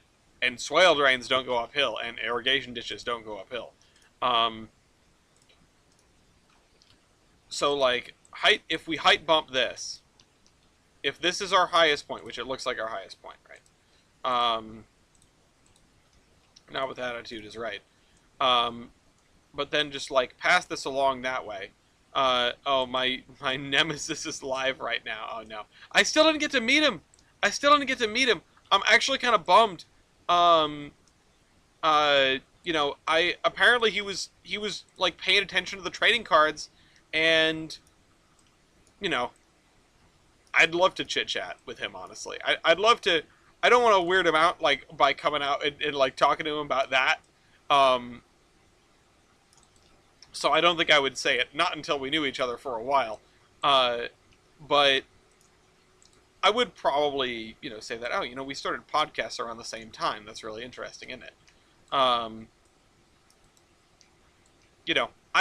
This past year was a lot of networking, and this coming year, if I'm gonna be successful, if I manage to keep my wits about me, if I'm gonna, continue doing what I'm doing right now in any real capacity, I've got to continue networking. And I've got to do a better job at it than I've been doing. At least I seem to have made a reasonably, like, good name for myself with Merger Mania. I like that. I've gotten multiple people talking about wanting to turn it into an actual, like, coded game, which, that's fantastic.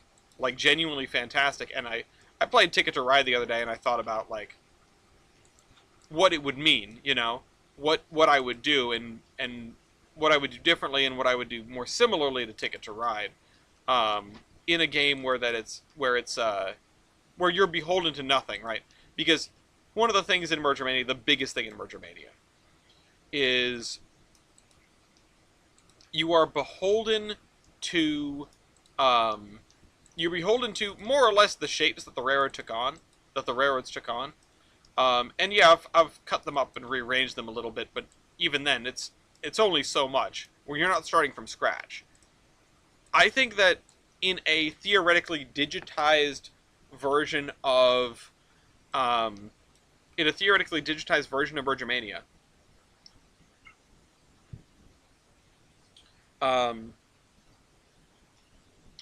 you wouldn't have to be beholden to any of that. You'd pick your starting city, and you'd be able to build out like, you know, five, or you'd get randomly assigned a starting city. You'd be able to build out like 5 links, and a link would just be the smallest possible unit. It'd be from city to junction or city or whatever comes first, and you'd be able to build out like 5 of those, and you get scored on the length, and then it would be the next person, and you'd just go like that. Anyway, okay, this.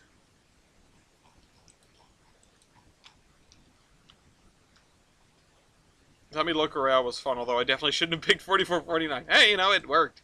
Uh, I got pretty screwed over too, so that's the thing about royales, right?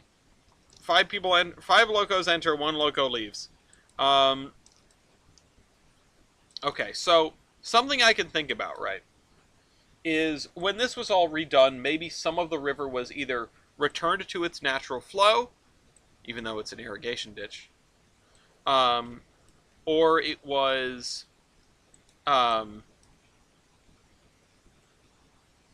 either returned to its natural flow or it was buried, which a lot of it is going to be buried. I mean, this area, it comes out of here, it goes through this area, it comes out of here, it goes through this area, and then it's got to like meander this way. I'm not really sure how to handle that. Part of what I might do is I might scoot these houses over by like half a block, maybe get rid of this building, and then just let it come up through here. And just add like a truss bridge over here. Yeah, that's got to be some. There's got to be something to that. This is going to be a really like shoddily maintained irrigation ditch, if anything. But I know from the moment I carve this out, it's pretty much set in stone. So that's something I need to be careful about. I need to get the terrain on this end done before I do this river, because they're going to be, you know, they're symbiotic. They have a lot to do with one another. The railroad has to go, or you know, the river has to go up from here, and to compensate, the terrain has to go up from here.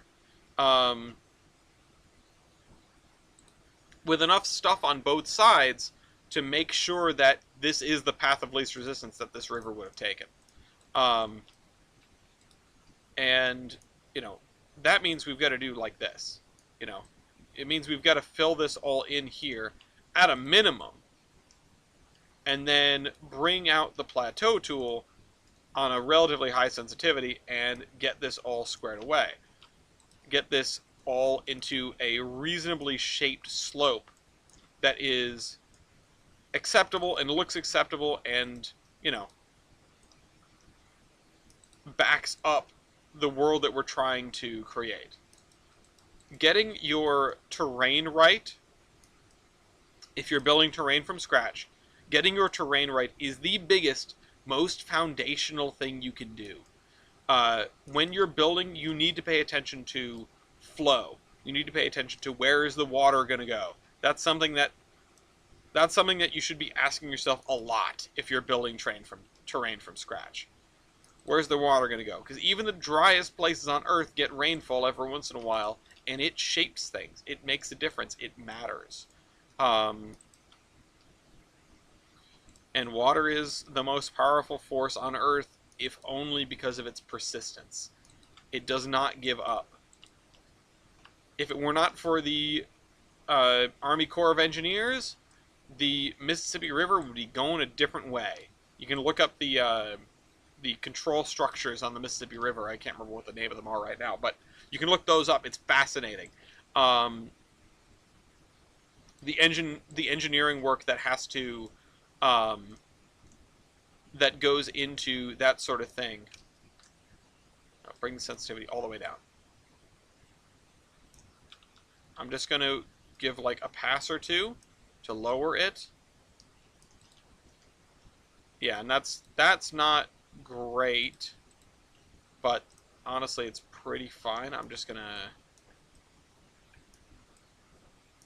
do that, and then do one more round of this. Hello, Orion.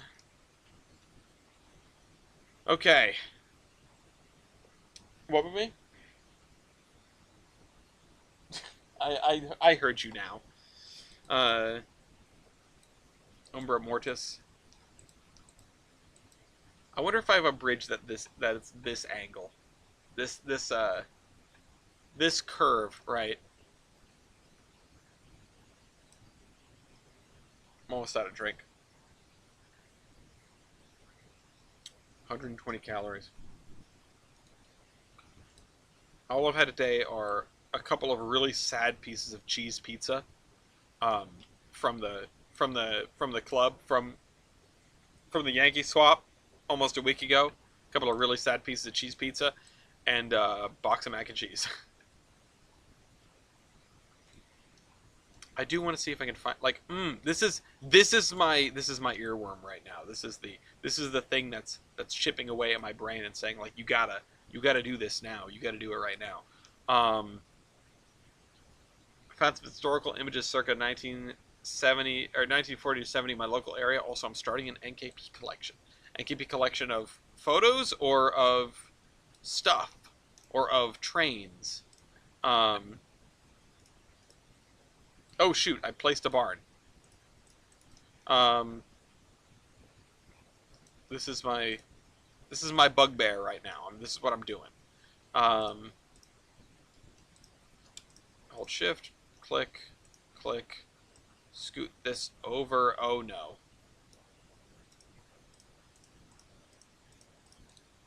Come on. There it is. Goodbye.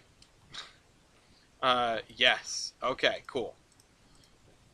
Anything in Nickel Plate Road you can find. I respect that.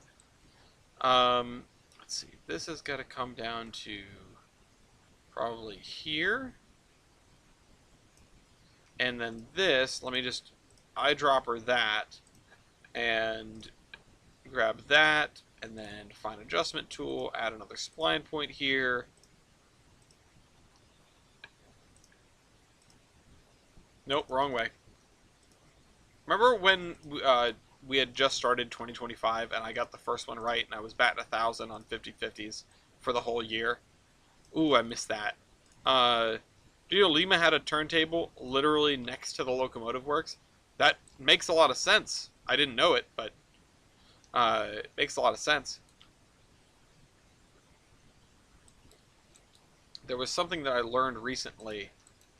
Oh right, the Alco nuclear reactor. I guess I didn't learn that recently, but it's been talked about fairly recently. Just the fact that Alco built it at their works in Schenectady, and they were like, maybe we don't want this actually. But it's pretty much the only thing left of the Alco Schenectady works. Last time I checked, there's not a lot of buildings left, but the reactor is still there. I'm actually going to scoot these back over to the left a little bit. I know there was another turntable that I recently learned about. I can't remember what it was.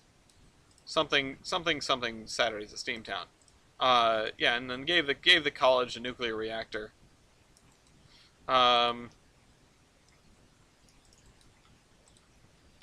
the nuke students to play with. Let's see.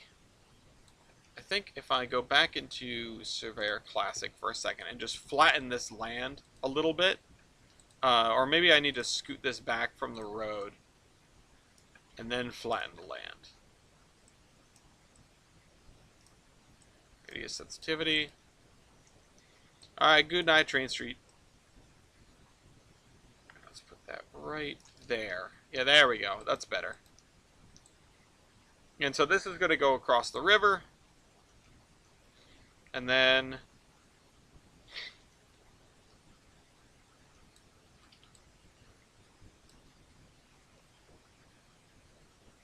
something else we should do just to hammer home the like the shoddiness of this spot in particular is only 1. Let's do this in 2.0 so I can just replace it. 50-50. 50-50 shot. Let's see.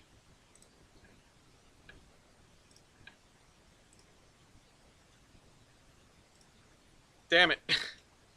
Alright, well.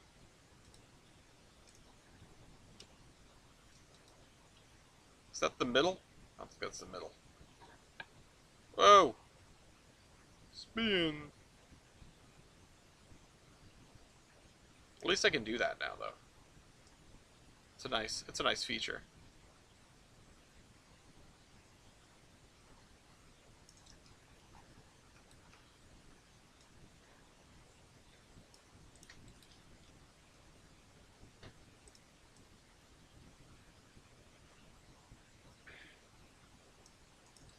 I'm not sure which one of these options is better. Oh, right. Hold on. No, it just needs to come out just a touch farther, and then I can lower it into place. There we go. If y'all look at the small town of Wapakoneta to the south, you can make a purely switching layout in that little town. If it's cool with you, I'll throw the link in the comments after work. Go ahead. It's Ohio DOT, though. The horror. Okay, let's pull this back to here. I don't think this road is going to do anything, and in fact, I think this whole, like, there's going to be a lot of sort of sandlot area back here. I know I talked about having an industry, like, come off of this somewhere. I know we were talking about where to put the cement plant when we were doing that, but, you know, it's the kind of thing. Kind of thing where we can't do everything, and this place is pretty damn busy as it is. I mean, in terms of industries, you've got 1 over there, 2, 3, 4, 5, probably, like 3 industries over here, 6, 7, 8, 9, 10, 11, 12, 13, 14, 15, 16-ish, and then 17. Just in this area alone. And they're a lot more spread out than those in Mason Valley. But they're all here. It's the kind of thing where you probably, unlike Mason Valley, you probably wouldn't want to assemble a train to handle them all at once. Okay. So it's 9 o'clock, which means let's go do something else. Baby, you chuckling at me? Think I'm funny? Funny looking. This week I'm gonna wander around to see if I can find any remnants of the lines that used to exist. I could use the exercise after being bucked around by my forklift. Well, I wish you luck. I hope you find what you're looking for. Alright. So this area here is a slowly developing rail yard. And I'm actually going to pull open the thing that I put in here, which was the diagram of New Haven Cedar Point Yard, largest yard on the New Haven. And try to make some sense of it and try to look at, like, what they got away with and what I could use some of this space for. Because we have this, which is really awkward. These 2 things right here. I've been doing some work on my 3025. Just gave her a new dynamo. Very cool. I'm not sure what to put here. This is an area that is too short to be useful for, like, you know, normal yard stuff. But I just don't know what to put here.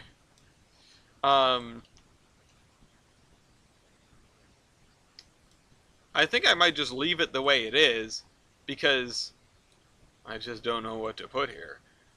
But, like, it's so awkward.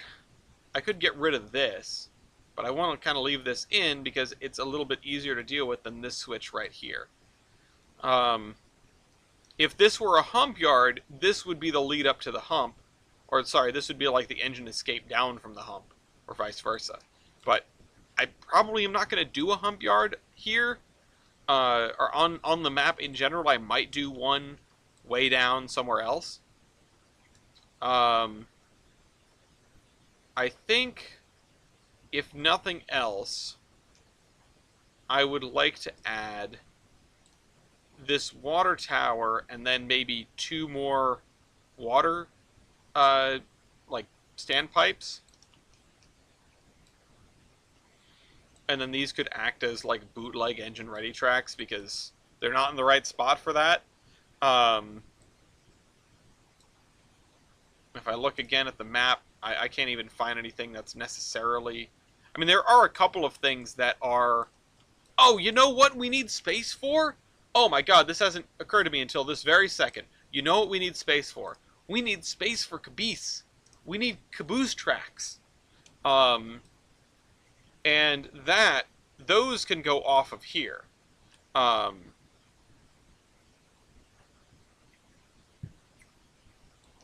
And because most of the trains are going to be heading out that way, I don't really feel bad making them stubs. I can put a couple of caboose tracks in here just as stub tracks. Because if you have trains coming this way, so the only trains coming this way, the only trains coming this way are going to be trains from Jefferson. They're going to come in like manifests from Jefferson. They're going to come in. They will come into here. They'll come into here. And honestly, I'm realizing what we need is a better receiving yard. Because, yeah, this isn't cutting it. We need at least 3 tracks of sufficient length to receive trains.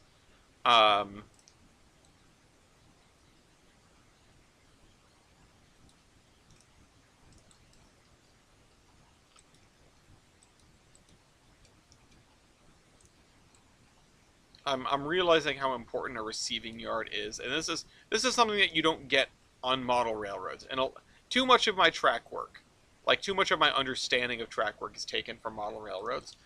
That's not something that you want, because that's not an accurate representation of what a big rail yard tends to look like.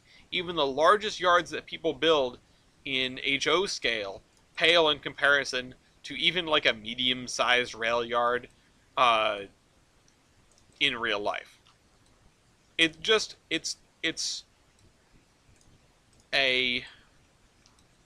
a fact of the, it's a fact of the matter, right? It's just something you have to deal with because of the fact that even when you scale stuff down, right? Even when you scale stuff down so that you can fit more of it into space, you do not have anywhere near the amount of space that a real railroad has to play their games. And that is kind of like, what's the word? It's humbling. It's humbling is a word for it. Maybe not the word for it, but it's a word for it. And when you are out here building a Trainz route, you need to keep that in mind, because you're not going to build to the scale that you think you're going to need to unless you spend some time studying. Spend time studying the railroads that you're trying to model and the sizes of the yards that they have for a given capacity. You'd need an entire warehouse to try and match a yard. That's absolutely right. It is... Rail yards are gigantic. They're enormous. They are, like, indescribably huge. Again, even a medium-sized one. And I'm not saying Cedar Hill is medium-sized. Cedar Hill is gargantuan. But it's still no Selkirk, and it's still no North Platte, you know? It is a decent size, but not much else.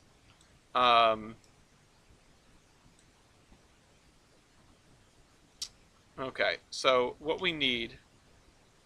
So these are our arrival tracks, or arrival departure tracks. because we've got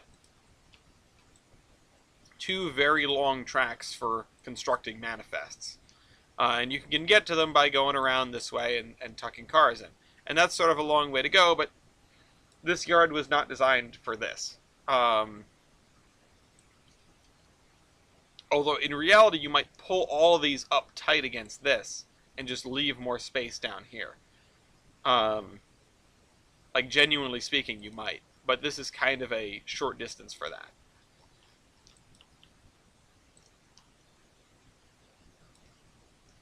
Let's see. Let me throw down a spline point there, and then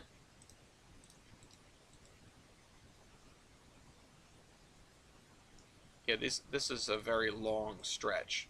But you also might have like a repair in place track over here. Either way, you need a couple of stubs to fill out the space. And I'm going to do something which is probably helpful, which is to try to limit the amount of switches that are on sort of the main track here.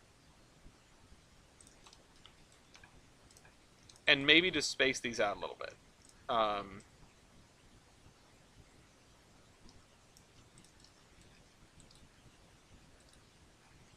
Well, maybe a little bit more than that. Just to give enough space to sort of walk between them if, you know, if the need arises. Something else that I've noticed is, you know, if you do stuff like this, it's a lot worse than just doing it by hand.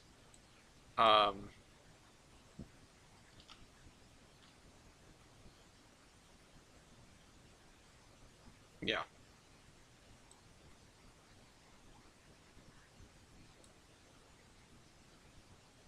Something else you could do is, I could add a little track here, but this is helping, right? This is a little shunter pocket. If a train is leaving from not the arrival departure tracks, you can get out of the way. And I do intend to add more space on the drill track, but it does end like right here at the platform. Yeah, no, I don't think I can add too much more space on the drill track, because I want to leave enough space for the track 4 platform on the other side.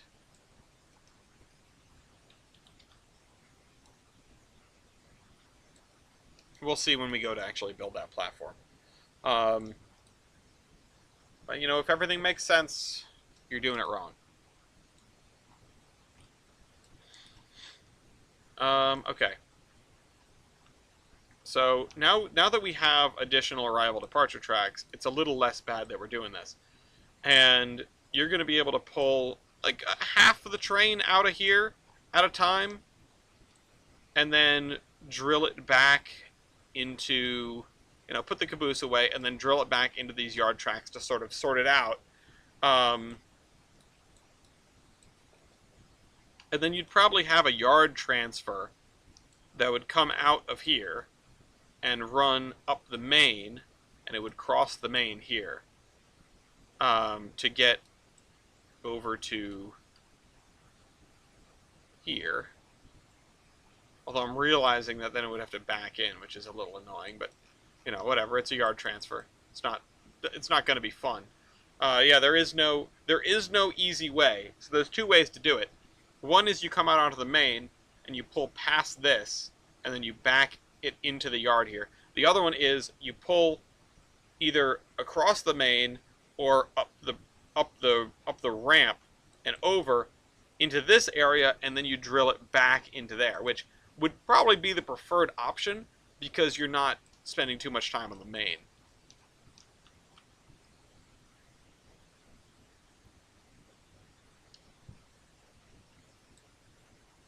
It really just depends on what's going on. I also need to put a small coach yard.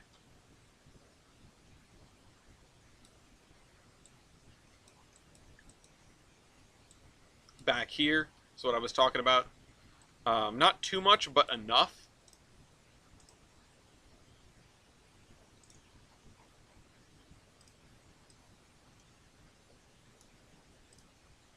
And in fact, I might even want to trunk it down to 1 before it ties into the back of the yard ladder here.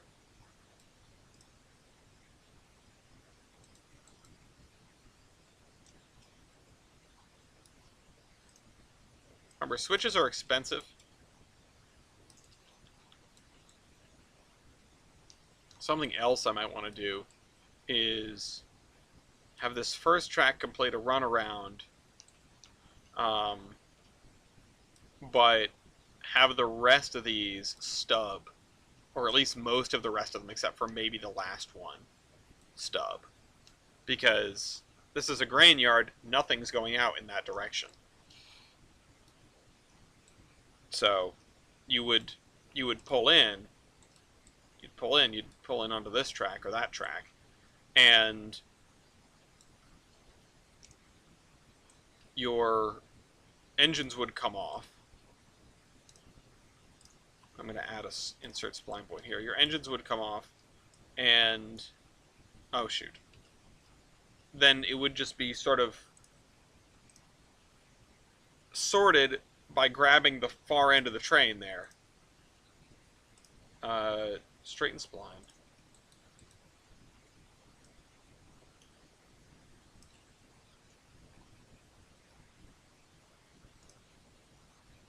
And then add this. Actually, let's just grab this so that it's perfectly parallel and scoot it over the appropriate amount.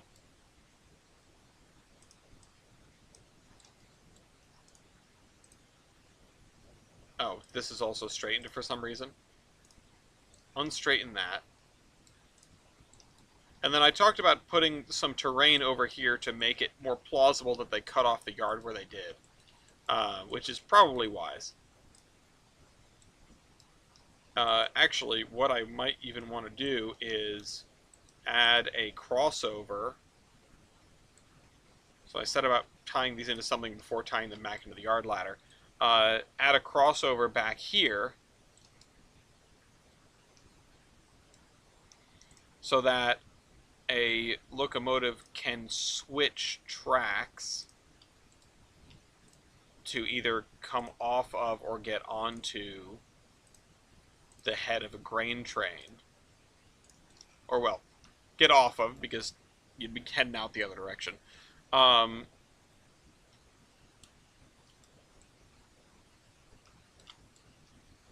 Okay. Before you run into the back end of the coach yard.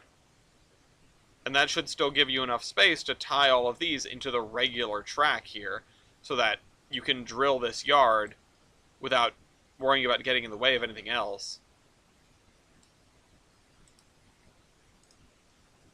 So let's scoot that up there, and then we will add a track there. Straighten the spline. Oh, fudge. Don't connect that. Put that like that. My baby is mining. And maybe crafting behind me. Straighten that spline. We're going to need to straighten this spline. If anything has become more annoying on 2.0, it's probably that.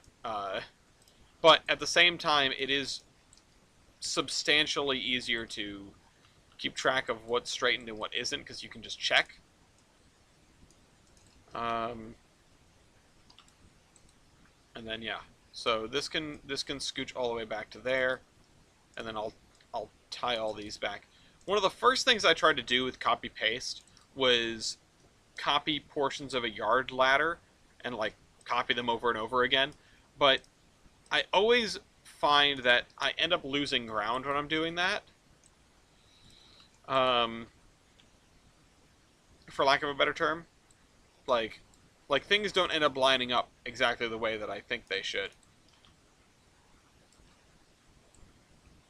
And then these guys need to tie in at this end, and I need to make sure that they have enough room to do that and the switches are wide enough.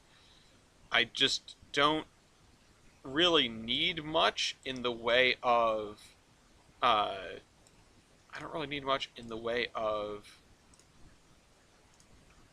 space for the cars, but I need to make sure that the ladder is adequately angled. So what I'm actually going to do is something that looks really, really awkward, but isn't necessarily out of line with how things would have been done. Is this straightened? Unstraighten that. So the track comes out here to meet this at an angle that's better for shunting passenger cars. Oops.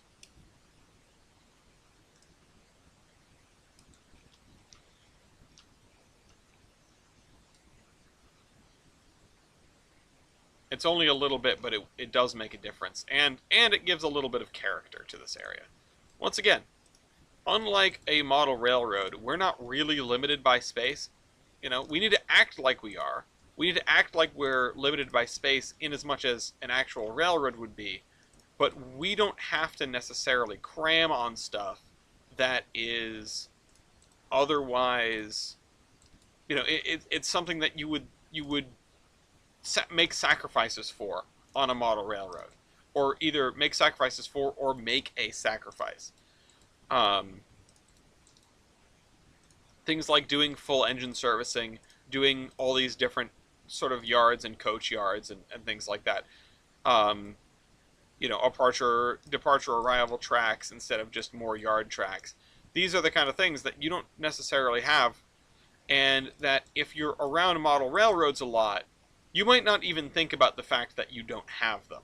And then you look at a diagram of a real rail yard and you go, oh shoot, I'm missing so much that is basically essential for the operation of a place like this. And on top of that, when you're playing by yourself, which is pretty much all you're going to be doing in Trainz, unless you happen to get lucky and have a good group for MPS, and also MPS isn't broken, what are you going to do? What are you going to do when you do need to fit more than one person in a yard at a time? You know, and for those that have been able to visit the Providence Northern or are part of the membership there, or soon will be, you'll notice that there are things that we have that things that we don't have that a normal rail yard does, and arrival departure tracks are one of those things. There's one yard that has one thing that sort of pays lip service to an arrival departure track, but it's not one.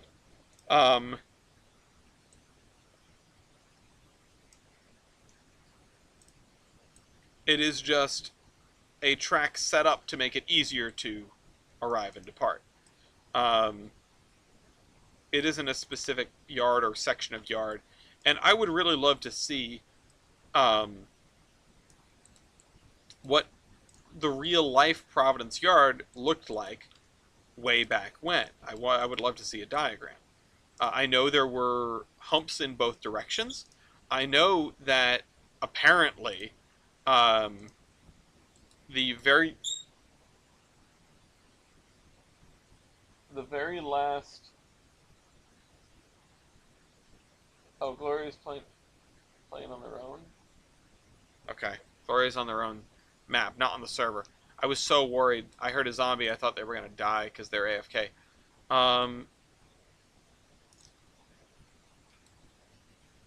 Yeah, no, there are reasons to excuse cramming.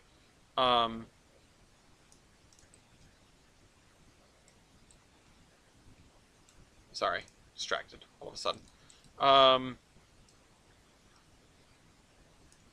There are reasons to cram, and when you start building out something like this, in real life, a lot of the time they would go, oh shoot, we forgot XYZ, or we need more of XYZ, we need to fit that in.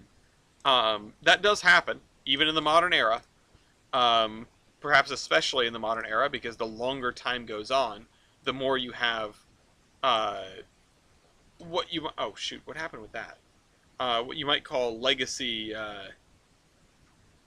things, legacy yards, um, that have been retrofitted and added to. But straighten spline, and then bring this down here. Found New Haven's yard in Providence. Will post in Tollbrain thread. Awesome. Love to see it. And I'd love to, something that I did when we were looking at Cedar Hill the other day is I went and compared it to what that area looks like right now. And it's amazing how much of it is completely unrecognizable. But also, on the flip side, how much of it is still recognizable as an area that was part of a rail yard, even if it isn't anymore.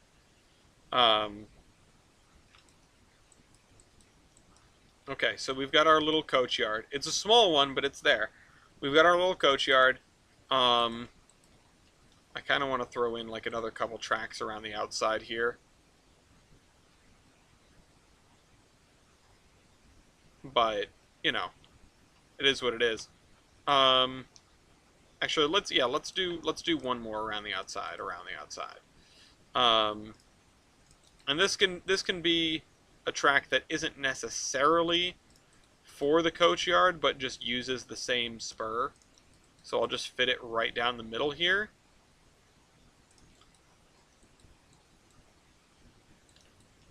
And honestly, maybe I could put in a 3-part switch here for this. 3-point switch, or a overlaid switch, or whatever they're called.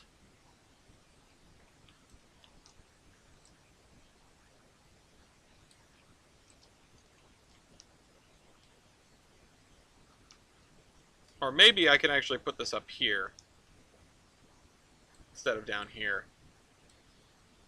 Well, if you're making a quick return, then you're not going to be able to get there from up here anyway. You're going to come down to here and use this runner to get up there. And then you'll be able to duck into engine servicing or diesel engine servicing, which I should probably add a crossover for, even though it Fs with the engine ready tracks.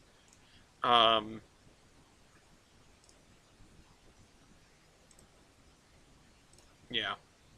I don't love it, but that probably should be there.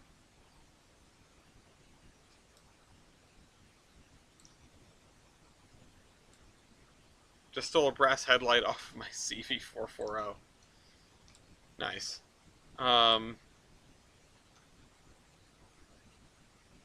Yeah, so how is this going to tie in at this end?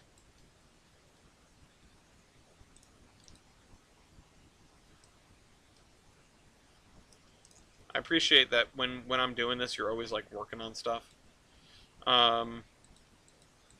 Yeah, so this might be the first 3-point switch in the map.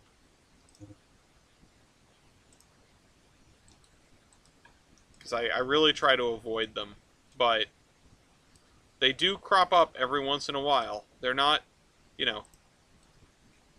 not all that rare. But I am going to have to make sure that the center, insert spline point here, the center track here is straightened.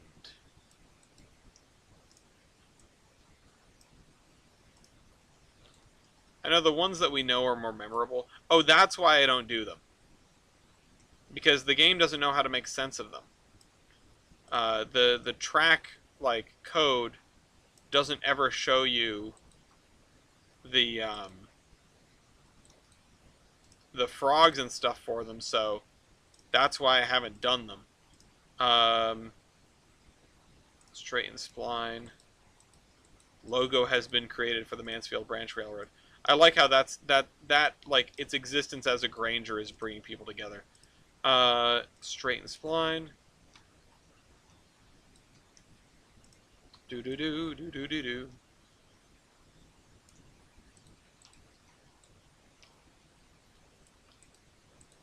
Okay, so instead of doing this, because I'm not doing that. I'm not doing a 3-point switch if I can help it.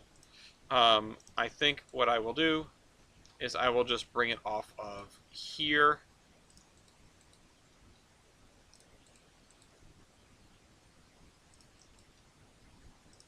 and I will just get these 3 switches as close as I can to one another without causing too much trouble. Straighten spline. They're already pretty darn close. They're already probably about as close as I could get them, but there's not a real easy way to get them to be further apart. So they're going to be like that. This is just like, once again, this is like an engine return track.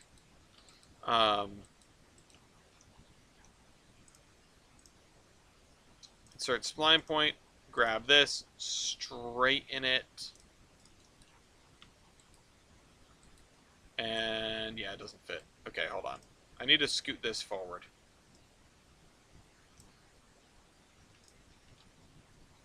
And I think I need to go back to Surveyor Classic so I can get the heights on these right, because that's not playing nice.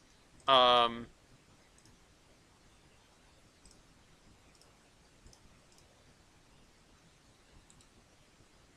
then this isn't playing nice. Okay, there we go.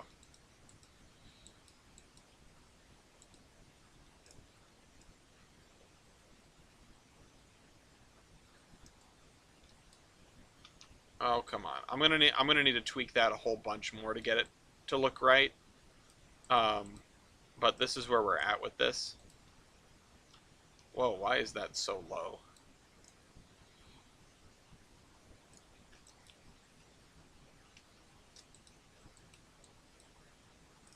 If I grab this, can I apply that there and there?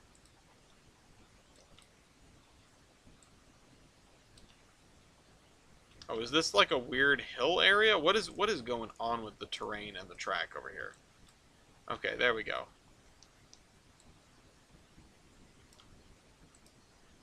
I think, yeah, this is definitely a problem because it's not flat even slightly. Although maybe that's not unrealistic.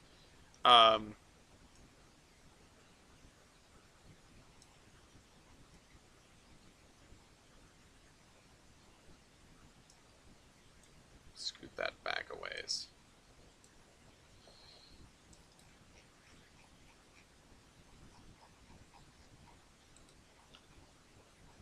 Yeah, so at least this is basically just a runner for the coach shop, is what this is. I know I said an engine return track, but I think that's probably more akin to what this is. And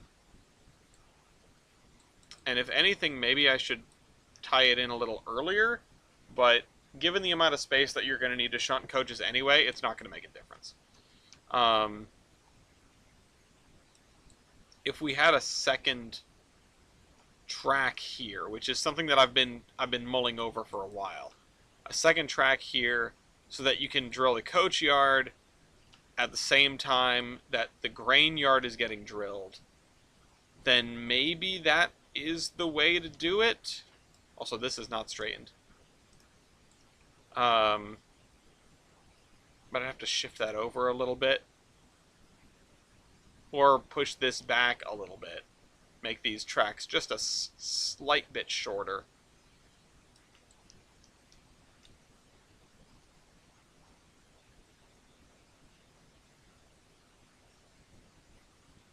Although, you know what? You know what? Maybe we need a little bit of wobbling. Because I've been thinking about that for a while, and maybe it's time that we sort of followed up on that as a thing to do. Straighten that spline. And we made it consummately sort of realistic with the appropriate amount of weirdness. If I were to grab this piece of track, and I were to put it right here, for example, and then I were to stretch it across the road, I can't help but notice that I took the junction lever with me. That's not what I wanted to do. We're to stretch it across the road, basically as far as it will go without getting in the way of this. And then I tie it back in.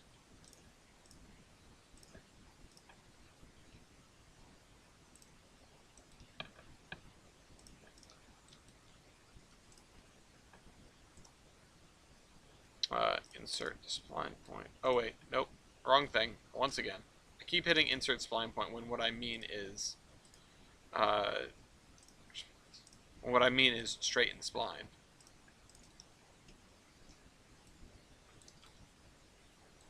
So that just gives that a little more room, and then I can attach this to this, which comes into here and does everything. And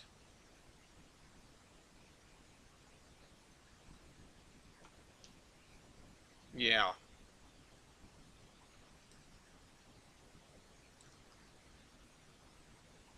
And then maybe put these all on their own yard ladder, just for the end there, and also add a switch that does this. No, not that. Add a switch that does this onto this runner. I think we're cooking. I think it's coming together. Straighten spline. So we are getting close to what will be like the final iteration of the way this yard looks. And that is very, very welcome. Like really welcome.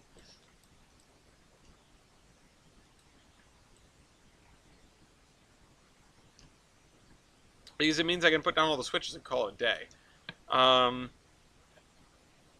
Something else this enables us to do is, and let me break this spline.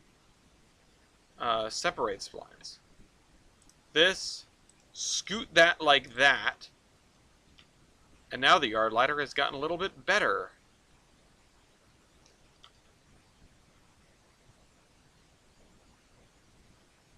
This is still a straightened spline, so we still have to do like this to get it to work out a little bit. And then probably I'll pull this that way and scoot it over to the right just a touch. Because that, if nothing else, will give the illusion that this was always sort of shaped like this, and then this down here got reoriented later. And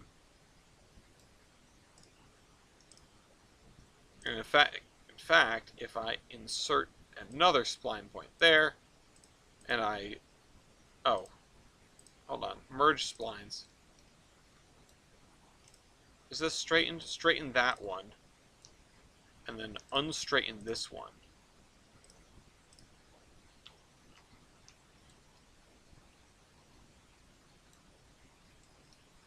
That's not sloppy track work, it's lore.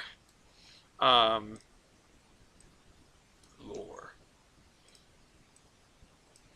Data's brother. Okay, let's do that. Are you okay? You're not playing on the server, are you? Did you die? Okay.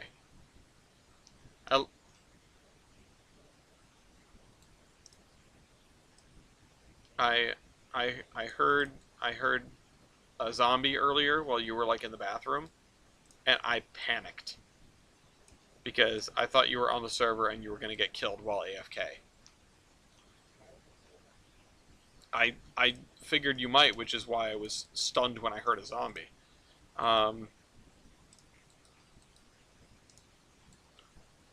Okay, that is not good. We've got some work to do with these switches.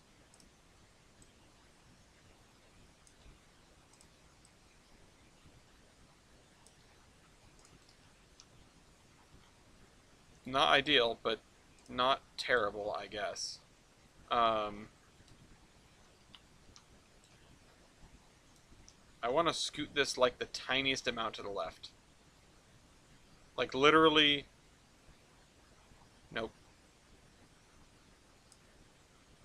Like literally my mouse fidelity is not great enough to scoot it to the left the amount that I want.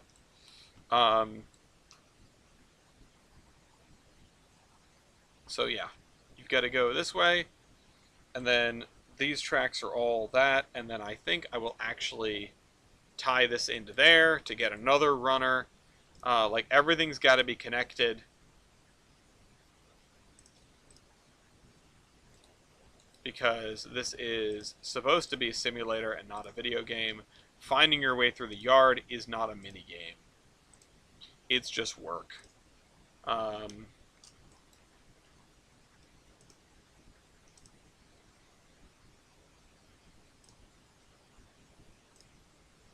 Straight spline.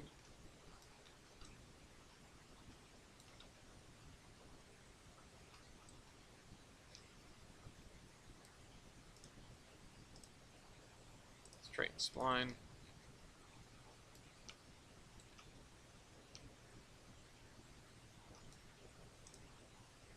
Scoot this back like this. This is also, it's not floating, but it's still kind of weird.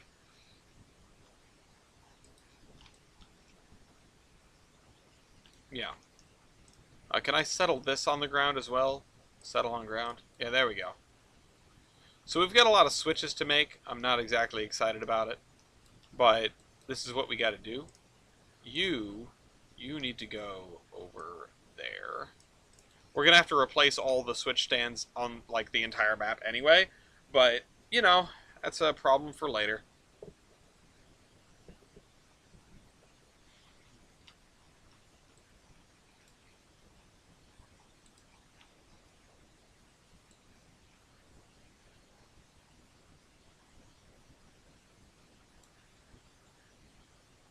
Okay.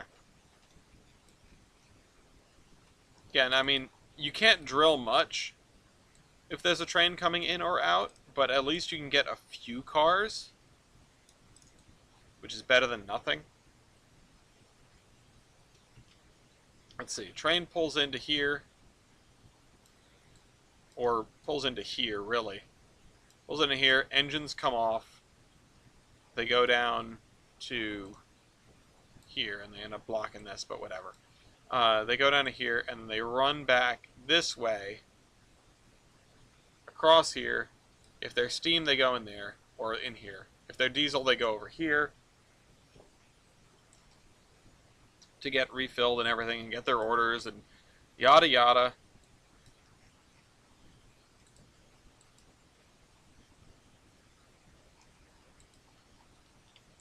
Yeah.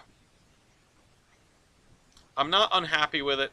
I wouldn't say I'm super proud of it right now, but I'm not unhappy with it.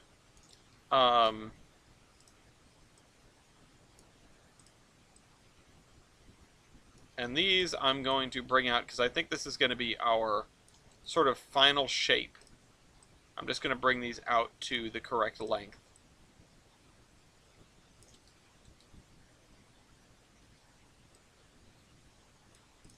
There we go.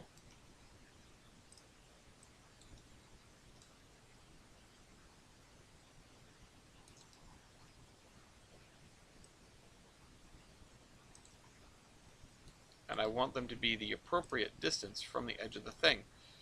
Okay. From the next track down. There we go.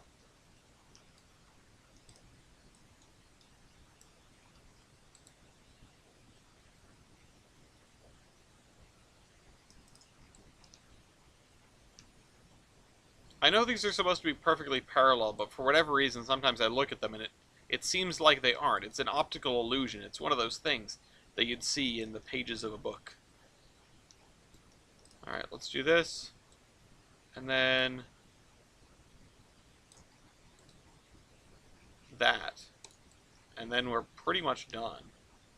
Because I'm not, you know, these are the sub-tracks. The way out is that one. So, and if you need to get across, I mean, I'm tempted to leave enough space to sneak in one crossover here, but that's probably not worth it, because you can just pull it here and then back up and then go forward, and you probably want to do something more than that. In fact, I will do one better, which is that I will connect this through to over here, so that you have this other entrance into the turntable that you can use. And putting a couple of spurs or a spur off of here probably can't hurt either for like a repair in place track. Especially because this like goes out to the road. There we go. It's gotten to look a lot busier. It's gotten to look a lot messier, but it is. Well, I like the Mansfield Ranch Railroad logo. I just looked at it. It is reminiscent of some other Gilson Eastern stuff. Hi, pup. Hi, come here. Come here. You want to be on the show? Ah, come here. You're back on the show. You're back on the show. What a good boy. You can stay in my lap if you want. Nope. In my lap. Not on the table. Not on the table. Well, let's see if we can hook up all these switches in a way that is satisfactory. No, not in my lap. Or not on the table, in my lap. Thank you.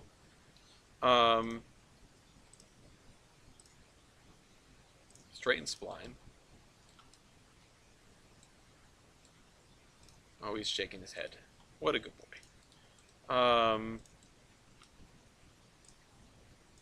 If he lays down, he'll lay down on my lap while I'm on the computer, and he will nap. But it depends what kind of mood he's in. If he's in a laying down mood, or if he's in a I'm gonna be really annoying kind of mood, and he's gonna like try to wriggle out of my lap or keep climbing on the desk or whatever. This is why I had him in my notes and I deleted him today because I thought I mistook him for the guy making the Flying Yankee. Oh shoot. I'll go add him back. Okay. Let's see. We've also got a road here. Oh, that was the extension of the road that we moved. And then, yeah, these come in right about where these things land. He's vigorously licking the side of my pants. He's laying in my lap and he's vigorously licking the side of my pants. Lafayette, I need you to stop, buddy. You're really cute, but like, I can't have you doing it. Okay, so I can put those on that. Yeah, put these dots right on the thing, and then let the switch go to right there. Straighten spline. That one, it looks like once again, it does look like I'm losing ground because I am, because this is not at a perfect angle. It doesn't interface with the same things at the same points at every switch length. So everything needs to be tailored a little bit, and some of them are going to be a little bit longer than others, and that's just going to be life. But if I do it right, then we should still have the best looking yard on this map. And that might not be saying much because our competitors are Olive Yard, which is honestly kind of hot garbage. The yard in Mason Valley, which is intentionally kind of dumb. It is one of those yards that you stick in the middle of a Y or in a triangular space, and the tracks are just kind of splayed out in a way that doesn't make a lot of sense, but it's the room you had to make the thing. And then, yeah, Olive Yard is hot garbage. That yard there is, also like bad on purpose. We trained him wrong on purpose as a joke. The Mason's Landing yard is very nice but very small. Excuse me. So it's sort of like intentionally small. Merge splines. When you merge splines, it gets rid of the straightness, even if they're both straightened, which is a little strange. Well, let's keep going down the line. The one in the yard, if you can call it that, in Pan Am, is also very nicely done, I would think, but very, very small. Um, the only yard of decent size that I think rivals this one in terms of just sort of like neatness and completeness is very much a small model railroad style yard, and that is across the river in in uh, in Dells, which is the yard for the Mansfield Branch Railroad, which is the one that I made immediately before making this one. So it's not like there's been a ton of time in between for me to hone my skills. That said, I have definitely learned a lot about the necessities of a rail yard between then and now, especially of a yard of this size. It's something that I've honestly paid attention to that I hadn't in the past. And goes to show, whenever you work on your railroad, whenever you sit down to work in trains, whenever you build stuff, try to pick up a little bit that you didn't do before. Try to iterate, try to be better. Because you can. You can take, even in a short stretch of time, you can pick up on something relatively minor or relatively sort of systemic that isn't like a big thing, like, oh, I've got to do all this differently. That will help you, that will make it more realistic. If you see a lot of rail yards, and if you're a foamer like me, you see a lot of rail yards. If you see a lot of rail yards, you tend to start thinking about, or you tend to get like an internal compass or some such thing. You get internal, an understanding of what is right for a yard and what makes a yard look correct. And you can be violating that and making it feel weird to yourself without even knowing it, because you haven't really sat down and thought about, okay, well, why do I feel this way? Why does this not seem quite right to me? What am I doing wrong? And I look at Olive, and it's just like, well, at its most basic level, it's too damn small, and it's all segmented, and the industries are weird and nonsensical. And then I go for something like this, which the industries are all lined up next to it, like they kind of make sense, like they kind of belong all lined up next to it and tucked in where they are. Unlike the Olive Yard. But this isn't really accurate. This isn't a rail yard so much as a model railroad yard. You don't have arrival and departure tracks. You've got 4 tracks on which to sort that are run through. 1, 2, 3, 4, 5. Sorry, 5 tracks. And then 2 stub tracks because people got lazy and they didn't put the switches back. You've got a runner on either side, which isn't necessarily unrealistic, but might not be very helpful. It's taken up a lot of space. It is, it's got all these engine facilities, but it's difficult to reach from the main line, and just getting around it is kind of awkward. There's a lot of problems with this yard, even though I'm very proud of the way that it looks. If you spend your time around a lot of model railroads, it'll look right to you. If you spend a lot of time around regular railroads, it might look a little bit off. It is a small enough yard that the things that it's missing aren't huge. If I were to build a yard of this size without separating out the services so that you could get to them from both directions, and putting in stuff like caboose tracks and a car shop and a rip track and that sort of thing, if I had gone without that, it would have been much more noticeable and sort of confounding when you look at this yard. In fact, I might even want to bend these so that they're not, not poking at this, so that you can like drive a car around the edge. So let's do that. Insert spline point. spline point. Yeah, my game and or computer are not very happy with what I'm doing. Straighten spline. Straighten spline. And I'm going to move this over to here. But of course, what we're going to do is we're going to add another spline point here, and then straighten this, and then add another spline point here, and then straighten this.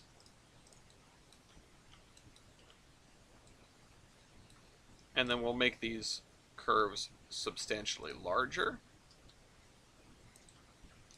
to make them look a little bit more realistic. And there we go. Now we can get a gravel road around the back side of this. And even, you know, if we cut these back by a little bit too, we can get trucks probably around the edge of this. And that's good. We need that.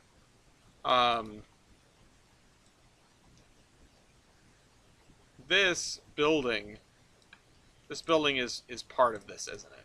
Yeah, that's this is all part of the same complex. This has a spot for dropping stuff off. I mean, I don't think this has edit details. This has no scripts, no properties, so I'll probably have to replace these with multiple industries when the time comes. But if I wanted to complicate things a little bit, I could have added a boxcar drop off here.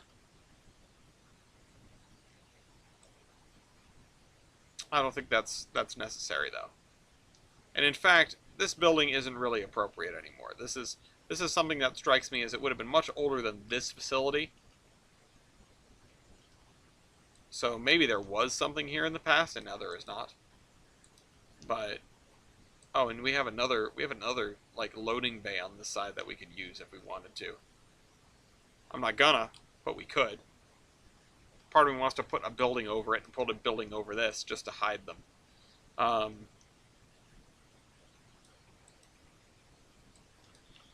I do think this came out fairly well though. I do like the way that this looks. I'm very proud of the track arrangement and everything, and as we get down to this end, it's going to become even more, like, you know, I feel like it's going to start looking even better. Because once we have the whole thing, and once we have the tie back into the main line, then we're going to be kind of scot-free in terms of track work here, and we can go back to working on other things. I know track work's fun, right? People like doing track work. But there's a lot other stuff we have to do. This is probably going to stay exactly where it is. Something you need to do is decide where to put this. This one more standpipe, which is probably going to be like right here. Or two more, one here and one here. Let's see, give me this. Oh, I'm accidentally rotating it.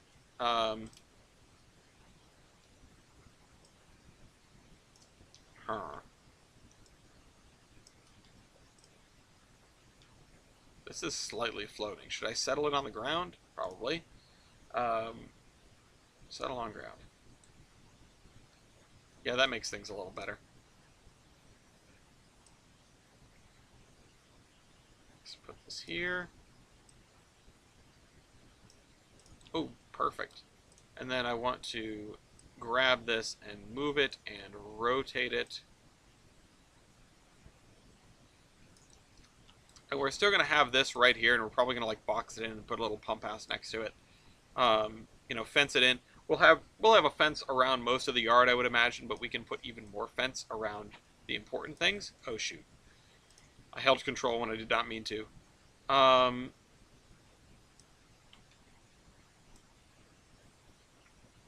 There we go. Alright, we got 4 standpipes around here. Do you think that's enough? I honestly have no idea. Insert spline point. We're going to re-straighten this one. We're going to separate splines.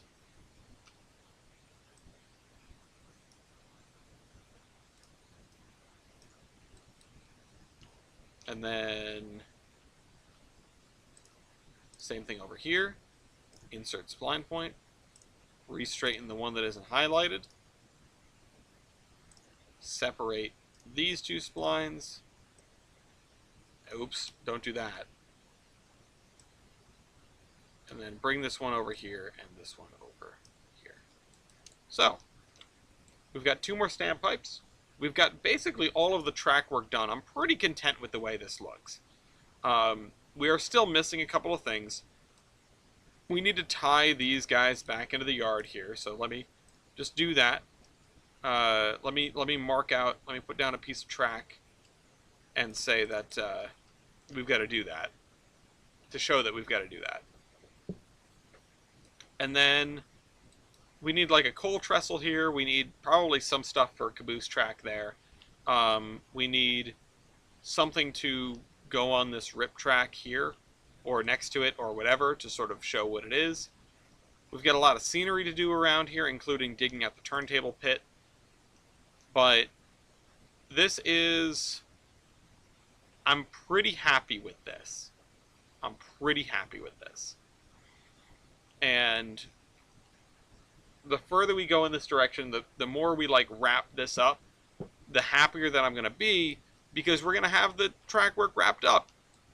And we can just focus on figuring out how big the suburbs are and finding blocks that we're happy with to copy paste over and over and over again. Because as fun as it is to hand lay every house and fence and driveway, it's not sustainable. Not when we have huge swaths of suburbs to worry about. We're still going to try to make them unique, but we're going to have to get creative.